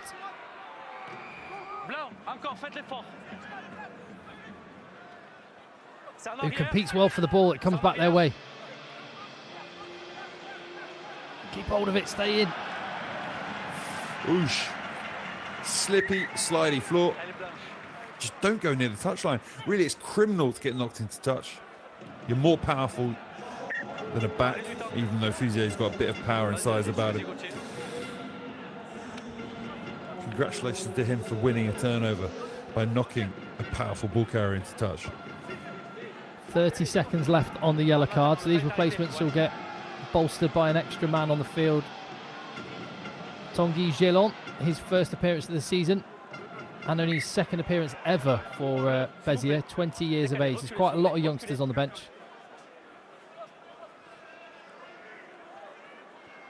Let's see if any of them step up tonight. Take the ball, step up, try and make things happen. He's straight in there to try and compete at line-out time. It goes to the tail, untidy, but one. They've gone backwards, but can they get it to the outside? Farnou runs over his Béziers tackler. Ball's free. Jeez. Hands down that on the was deck. there to be stolen. 13 just flopped his hands on the floor. Well, do one or the Such other. an easy Counter ruck photo for the and ref. drive through or pick it up. Kind of caught in between. The Grenoble support players were literally taken out by other counter ruckers already. The ball was there to be stolen.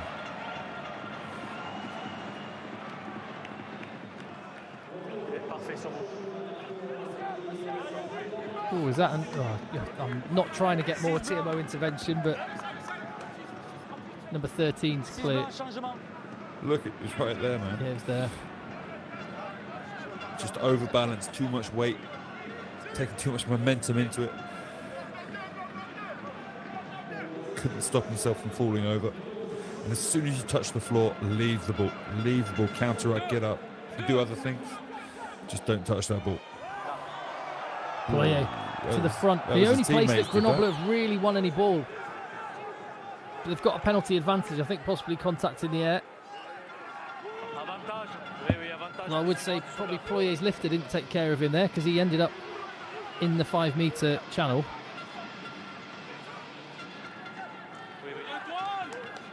Shots coming in. Béziers have been committed in defence. A lot more pride in their performance than they've shown in the last couple of weeks.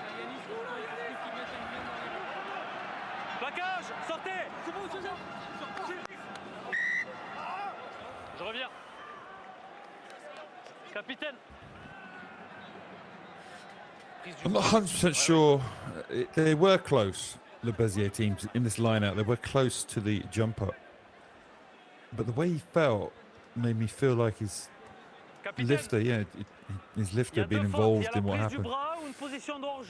Either his lifter had been contacted, so he couldn't take care of his jumper, or he just didn't do his job. I'm not sure. Yeah, they said that the Béziers player grabbed the arm of the jumper.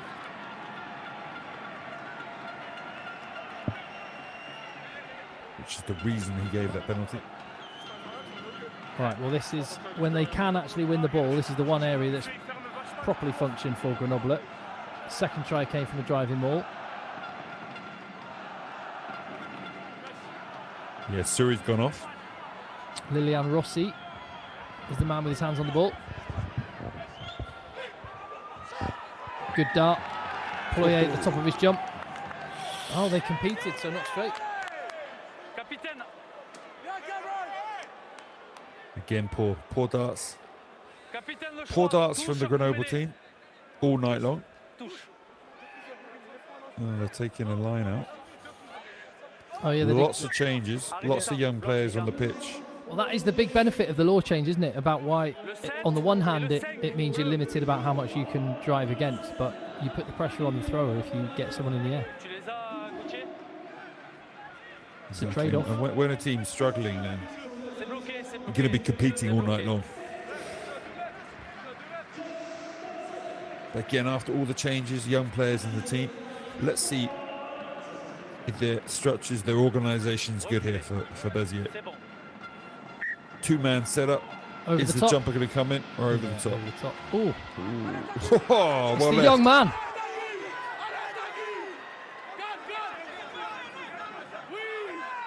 Tanguy Gelon in open field. But now his teammate's going absolutely nowhere. Timio Labat running backwards 10 metres, opening up the opportunity for a counter-ruck, and Grenoble have got the ball back. Whoa. What a real waste after a great opportunity. What can the men from the Alps make of this? Shots on again. Romain Fouzier this time. Taken backwards. Escon feeds Barret, who hits it beautifully out the back.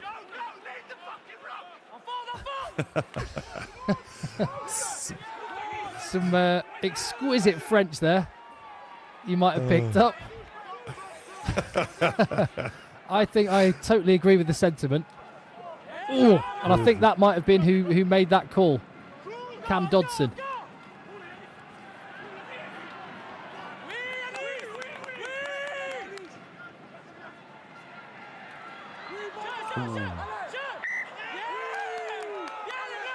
Good defensive set from Béziers. Just a shame they couldn't take advantage of the attacking opportunity they had. Yeah, because they left people out of the ruck, they could come up with some real line speed there and get shots on. Grenoble will be disappointed there again. Again, you saw an example there. They attacked the line and there was a player on that vertical in behind the ball carrier and ready to drop into the space. They just can't. The passers at the moment attacking the line, when they play in the line, aren't making the right kind of passes. Again, Sam Davis, he can do this all night long. Is it due to the coaching? Is it due to the difference between Sam Davis and the guys actually in the position at the moment?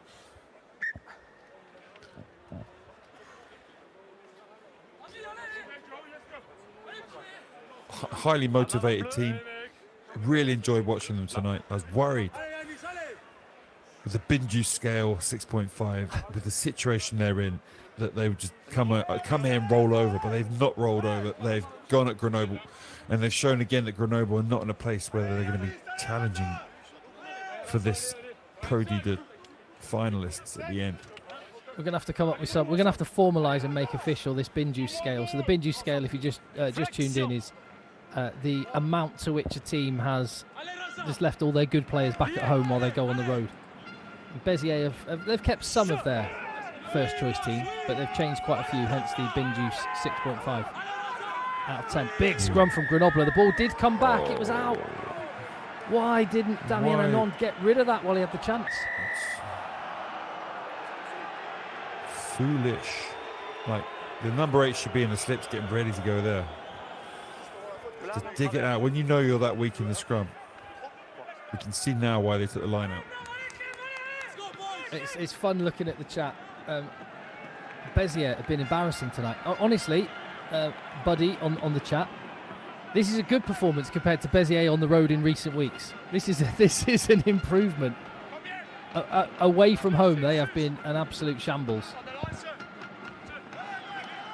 And they've had a change of coach. Rory Teague relieved of duties. And there's much more spirit in this performance, I'd say, Joe. Yeah, there's certainly spirit. But lacking accuracy, they're missing, no doubt about that. Actually, and talent's another question, but yeah, certainly, you see how far motivation takes you. There's a conceivable way they could be ahead in this game at the moment. Obviously, Grenoble deserve to be where they are on paper, but the way sport is, sometimes you can get a bit of luck. Again, the same error, penalty advantage for sacking it, and it must have been that there were other Béziers players. Is that? Oh, sandwiched in between 16 bodies on the try line. But yeah, I think it's exactly the same. One player from Béziers sacked the jumper, but other players went in. They're not all doing the same thing, not on the same page. Penalty.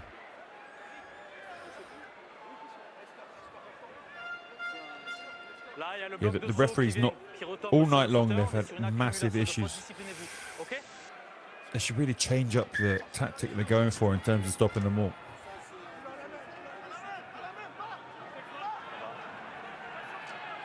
Change attack from Grenoble with their line out. They're not that confident in it. Shot. Cam Dobson absolutely walloped Zach Gauthier. They've got another penalty advantage. They are over on the Béziers line. Was that knocked on the deck? It went backwards. Another advantage. Penalty being given away all over the shop. Surely a try is only a matter of time at this rate. Trying to wrap that ball in. Clement Anselli's wrapped himself right around the ball. I think his referee reaching for his pocket. Yeah, I think this might be against Anselli. Second yellow. It's the number 8. No, it's the number 8. Leroy. Leroy. A yellow card to go with all of those errors earlier in the game. He seems an athlete though, Baptiste.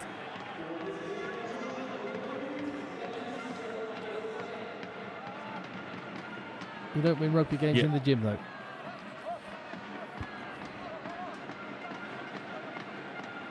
Yeah, he's got stuck in, but yeah, a few comedy errors from him tonight.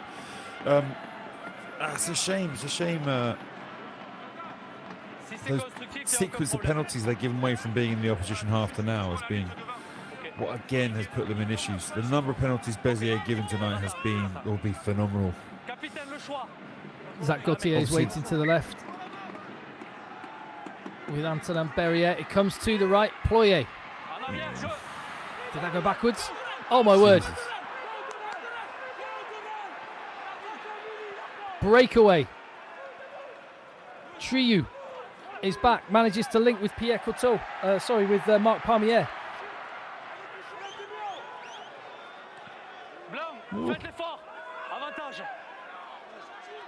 Another advantage to Grenoble. The penalty count getting right on top of Béziers. That is such a stupid kick in that situation with so many players in front of you. You should never put the ball anywhere near where it could land near a group of players.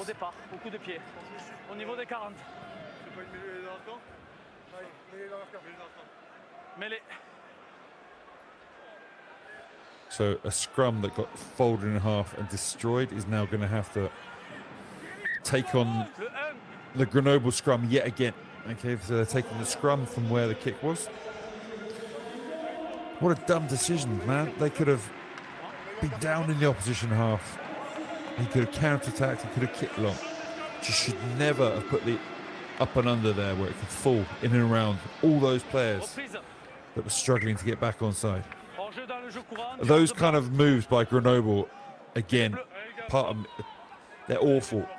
How can you find yourself in a situation where you're 5 meters from the line, you end up passing it back? It's so strange to see Grenoble end up with the ball like this as well, Joe, given how slick they were last year. Yeah, exactly. They were attacking the line so well. And tonight, they've been nothing like that. There's been a few nice little passes from forwards. There's been a few nice little touches. So they're certainly a lot better than Béziers. But that's not really saying much, is it? So Grenoble are nowhere near what they were like last year. What took them to the top of Pro League nearly took them into the top 14.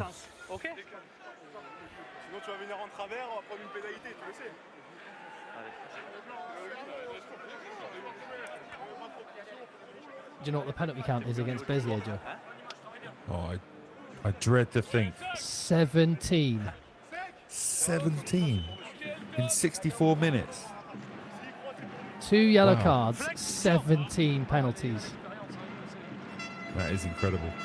I know Mull, Scrum are going to be responsible for many of those, but around the ruck they've made a number of errors.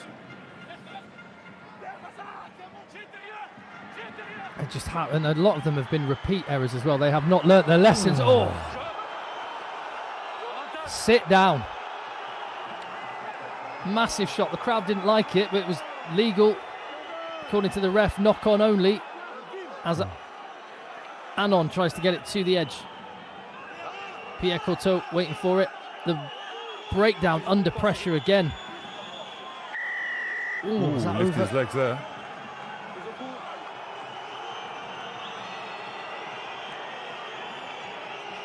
Was that past the horizontal, that hit? There are some shots going in.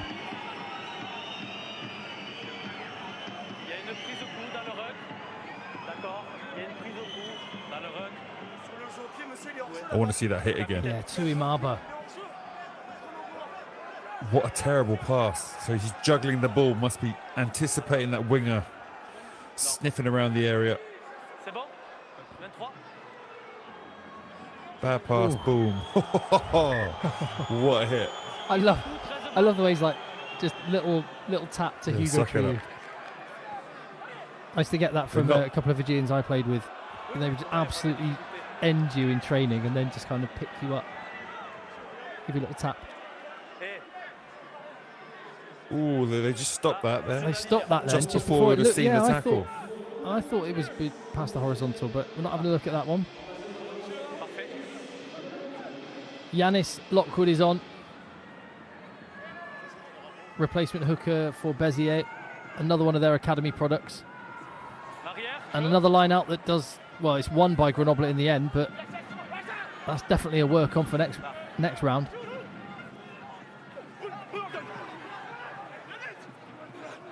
Defence from Cam Dodson tonight has been excellent. He's worked his socks off in that Béziers line. Yeah. He's a big, dedicated, focused, motivated. What a dog. His opposite number, Ployer, thought about the offload. Oh, again out of the line.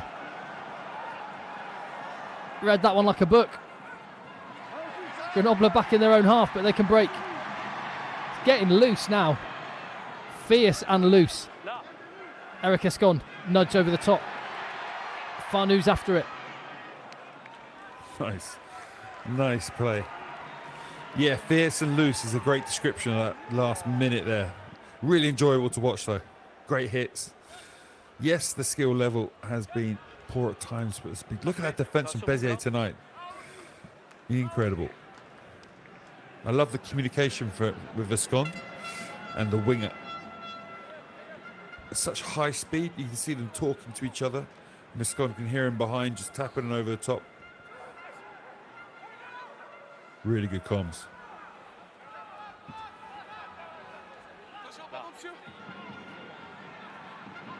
Partly due to their own penalty count. Béziers have spent most of the second half here. And yet they're still only 8 points behind. 3 points would be enough to get them a losing bonus point. They'll probably feel there's still time for a win. But they're still 4.5 minutes, huh?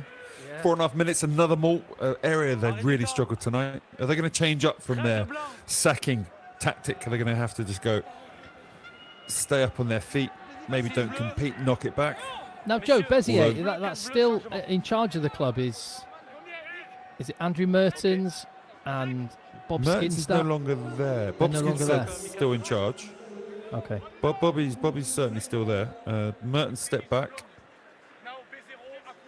Johnny Howard, ex-Northampton Saints, I believe, is part of the consortium of interest. He was involved. I think he's stepped back as well. Trying to calm the anger around the club that's been going on. Listen, I don't know what's happened, but you've seen tonight that the player group at least look motivated, which means they're satisfied with what has happened. Béziers do not give away a maul penalty this time. And managed to stop it at source. And now they can fly off the defensive line. Yeah, knowing there's only one way to go, they can fly off the defensive line. We have not seen Grenoble find an edge. There's been precious few line breaks. There's another penalty coughed up though.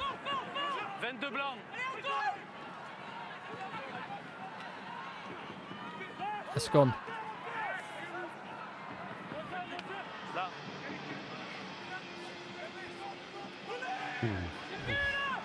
Some of the contacts.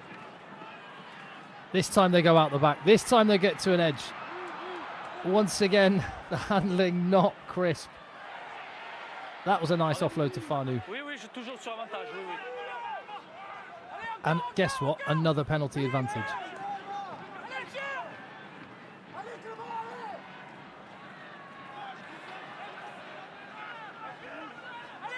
Escond is trying to play with a little bit more tempo.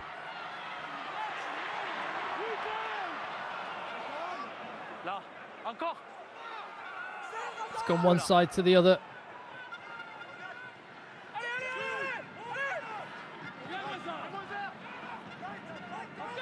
Not a great deal of deception at the minute. Can they engineer an opportunity? Julien Herito to Farnou. Inside to Hugo Triou. Passed into touch. And we're at penalty. We're into the 20s on the penalty count against Béziers now. Wow. How the hell are they still in touch? Grenoble's inability to put the scores in. Again, he's looking at the video, I think, for the slap down. Was there a slap down here? Donc il perçoit une situation d'un avant volontaire et on veut vérifier si derrière il y a potentiellement une action d'essai, une possibilité d'aller knockdown. marquer un essai. Be a try and a yellow card if it is.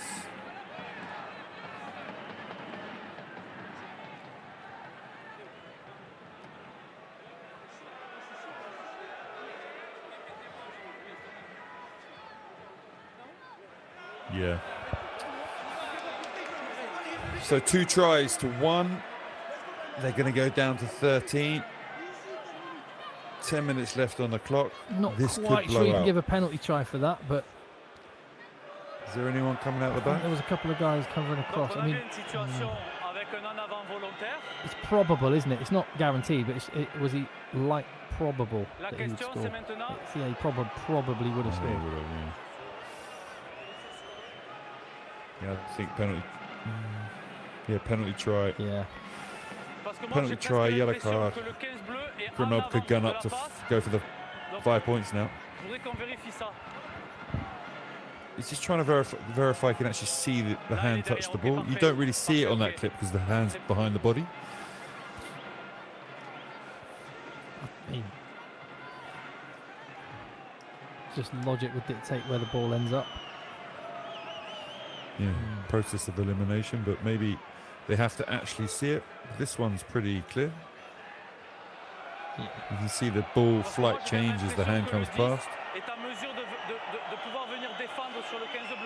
Come on, get on with it, dude.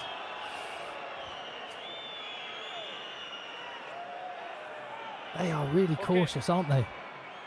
This officiating team. To actually pull the trigger and make a decision.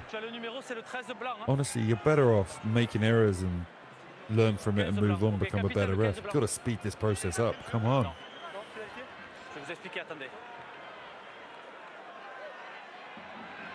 il y a un avant volontaire délibéré. Par contre, votre joueur manque de vitesse. Il y a le disque en position. They're not giving the penalty try because they said the support player was not moving with speed. Which is strange because he could literally jog that one in.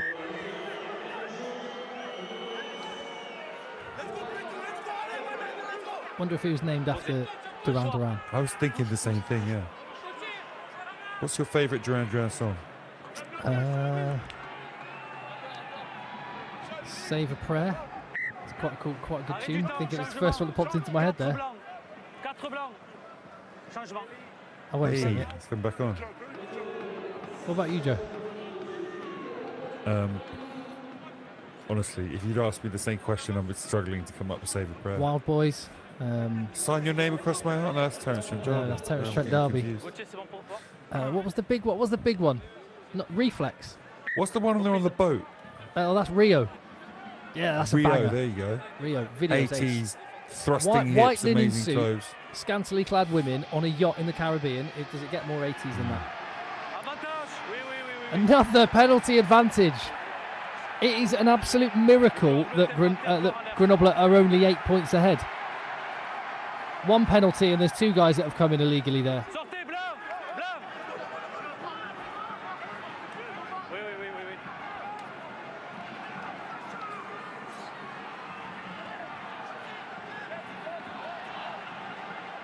You can see Hugo Triou just wants the ball. He doesn't need it. It's Mathis Barret who's gone over. Planet Earth is another Duran Duran song. Girls on Film. Thank you, chat. Oh my goodness. This will blow out now, I reckon. 13. Yeah. Down to 13 men. Got a minute and a half. Kick. Well, they've only got 30 seconds probably, but this kick, the coup d'envoi, the kickoff, I think Grenoble should just go for it. Try and gun it down the pitch. Yeah, so recap the bonus points. I think Béziers finishing within 5 points. They're losing bonus point. Looks like it's done for now. But in terms of Grenoble? Yeah, so Grenoble, if they score 3 tries more, than the opposition, they get an attacking bonus point. It's not like in England where you score 4 tries, you get a bonus point. It's a system which means that if you give up a couple of tries later on, you can lose that bonus point. Keeps people interested. I like it. I think it's a great way of doing it. So if they score 1 more try, they're into bonus point territory, Grenoble. Joe, you're a defence coach, and Béziers must be at 22 penalties now. What are you thinking, or what can you do, or what can you say? Or the penalty side of it, the ball around the line out, we've had a hell of a lot in that area. A few at scrum time, a lot in the breakdown on both sides of the ball. They're a team who look a little bit lost. Obviously, we talked about the binges factor, but at least they're motivated. At least they're focused and putting all the effort in they can. There's a lot of rugby work to do, but something they were missing before, at least that's there now. 23-8 the score, and as Joe mentioned, probably the story now is Grenoble hunting the full 5 points. They need 1 more try to do so.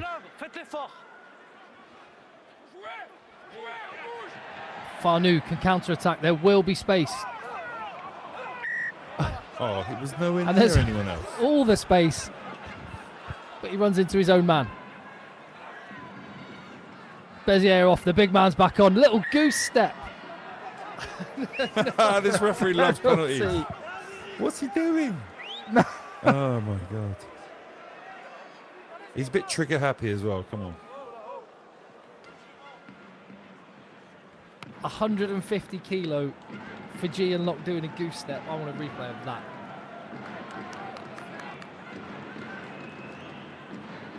That face tells a picture. Yeah, I don't think I've ever seen him smile.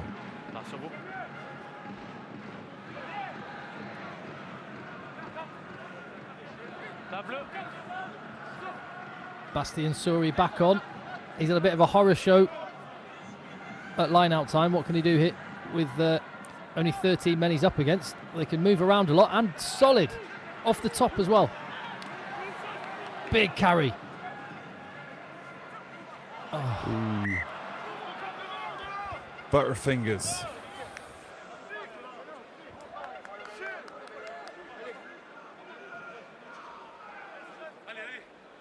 Some of you heard a little French swear word there. You must have been in teams, Joe, where you're just going through a patch where it's just not clicking. How do you get around that? Is it just, I don't know, going out for a few beers with the boys? Does something like that help? I think coaching-wise, I've been in that situation. Oh, look at that humble brag. Yeah, I just played for a World Cup winning team and a club team that won the Heineken Cup. No, I didn't really have that. Yeah, I don't remember giving away 22 penalties and having a terror like this one. Actually, no, 1 year. 1 year we're in the bottom. Wasps were second from bottom, approaching Christmas. And the pressure was on. I do remember that. But it doesn't help when you turn a scrum free kick into a full arm penalty and an extra 10 metres by just brain dead call. Although I actually think, I don't know if it was an accident or not, but here we are.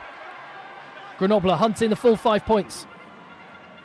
Pierre Guéraud is on the field and making a big carry. Sorry, Guillemond.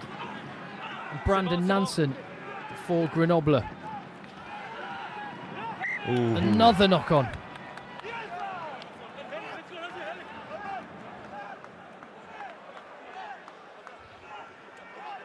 Yeah, I think this ball must be these conditions late at night.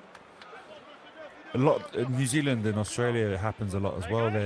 It gets really that dew actually makes the ball feel slippier than what were it to be raining. I'm not excusing some of the handling tonight. They'll be disappointed with the quality of some of the passing and carrying like we've seen there, but that is one factor. The ball does end up sometimes very moist.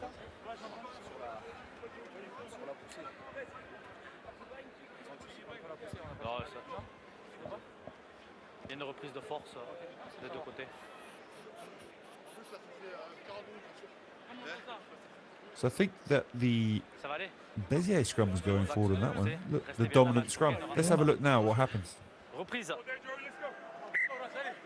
They got the big man back on, which surely can help the scrum.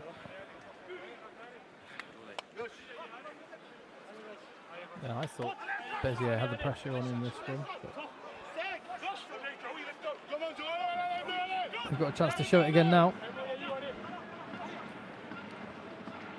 Okay, well, definitely nice 8-9. Get Anon running down this right-hand side. 2 support players. Wingers had to step back because the kick threat, covering the backfield with a fullback. Simple 8-9 into that space if the scrum stays strong enough. But every time we talked about a scrum tonight, it's ended up as a penalty. So let's see what happens here.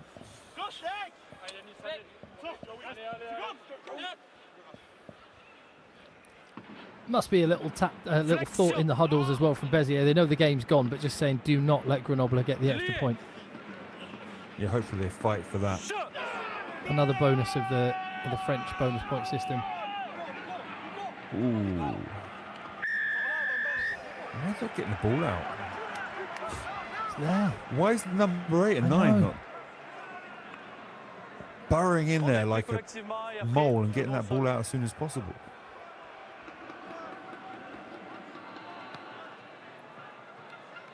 I'm shaking my head at some of the decision from Béziers, honestly. Right, here we go. Yeah, bonus point on the line. Chance saloon. 2.5 minutes. The line-out's been their Achilles heel. The last one worked okay. And when they do get it set, they've got the tonnage that will get it over. Brandon Nansen there, former Northampton Saint, former Dragon. He played for Stade Francais as well, I think he did. Anyway, he's got some pedigree. He lifts at the back, taken in.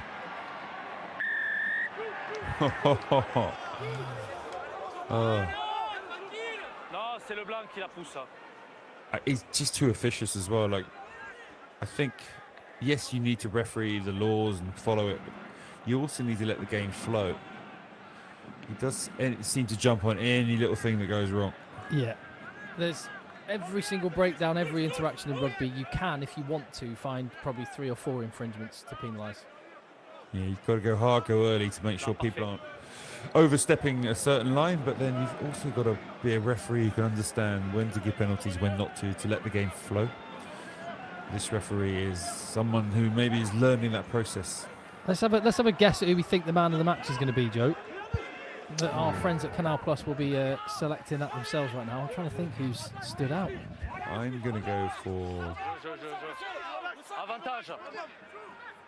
Barnaby Kuyu, maybe? Farnu, the fullback? I'm not sure. Who's been busy? Thompson's been really busy. Mattis Barret, the number 8. Yeah, Barret's done a couple of nice little carries, but Josh Thompson, yeah, has been heavily involved. All right. Do I go for him? I'm not sure here. Yeah, I'm gonna say him, Thompson. All right, you're gonna guess Thompson. I'll guess Mattis Barret. Let's see what they do. Our game next week, don't forget, is on a Sunday. There's usually a game on a Thursday night. I'm not sure exactly what the reason is that the extra game's been moved to a Sunday, possibly just because simply there's no top 14 rugby. So we've got Sunday evening rugby when there's nothing else on. Van against Grenoble. Awesome. The big prime time slot. Yeah. They're playing that game in Rennes as well. Yes, so not the normal stadium. So they're just so they can get even more fans in. A bit of a special one-off occasion. And if we'll make sure we try and get on air in time to see the Land of My Father's tune that they do at Van before a game. It's very special.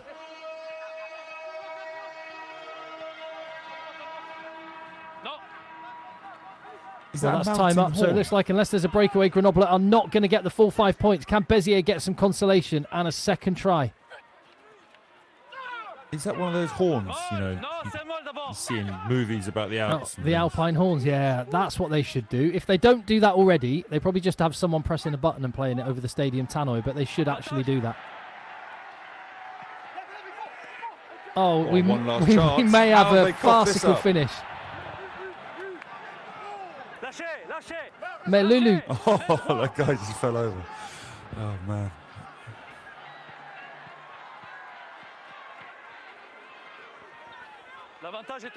This has not always been high quality, but it actually has been weirdly entertaining. And we could see big finish from Grenoble. Through the roof. Oh, it's opened up here. Bonus point on the line. The full 5 points. Triu. To Courteau. Penalise it again. So crossing again. Oh, jeez. Amazing. If you're Béziers, what do you do? Just call it quits? I definitely would, yeah. Why would you play?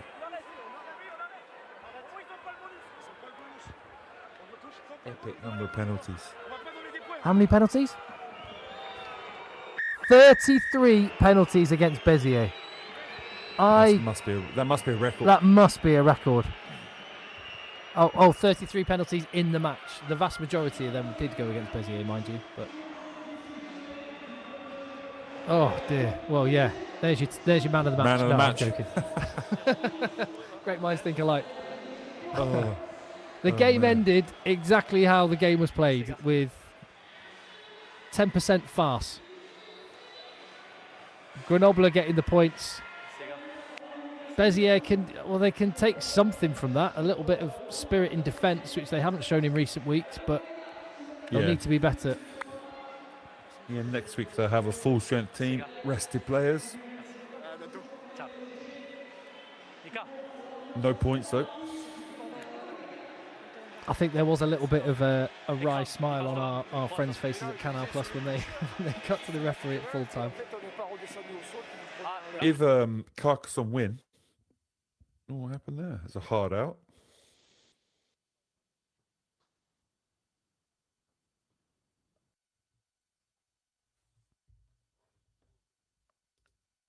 Yeah. Okay. Well, there we go. Pictures have gone, but the rugby continues here on FR UK. Maybe I think the referee might have heard us and gone and unplugged us from the stadium. Van against Grenoble, Sunday, that game.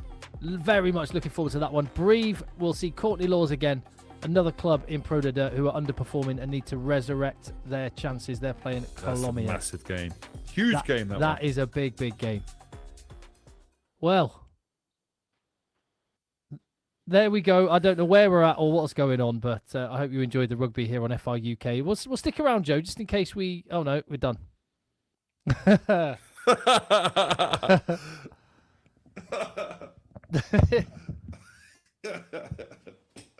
Oh, jeez. That's priceless.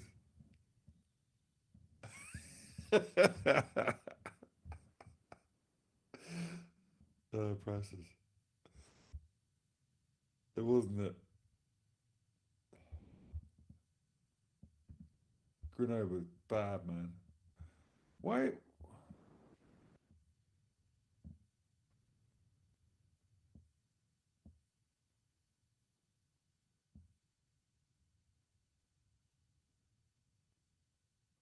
But still. Yeah, but I think they're like way down the league. Oh, I thought they were even further down. Whoa.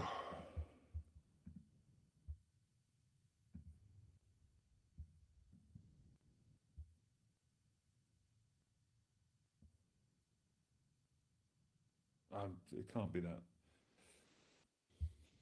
So many Grenoble. Because the last year they were good to watch. This year they've just been dross. Should we come off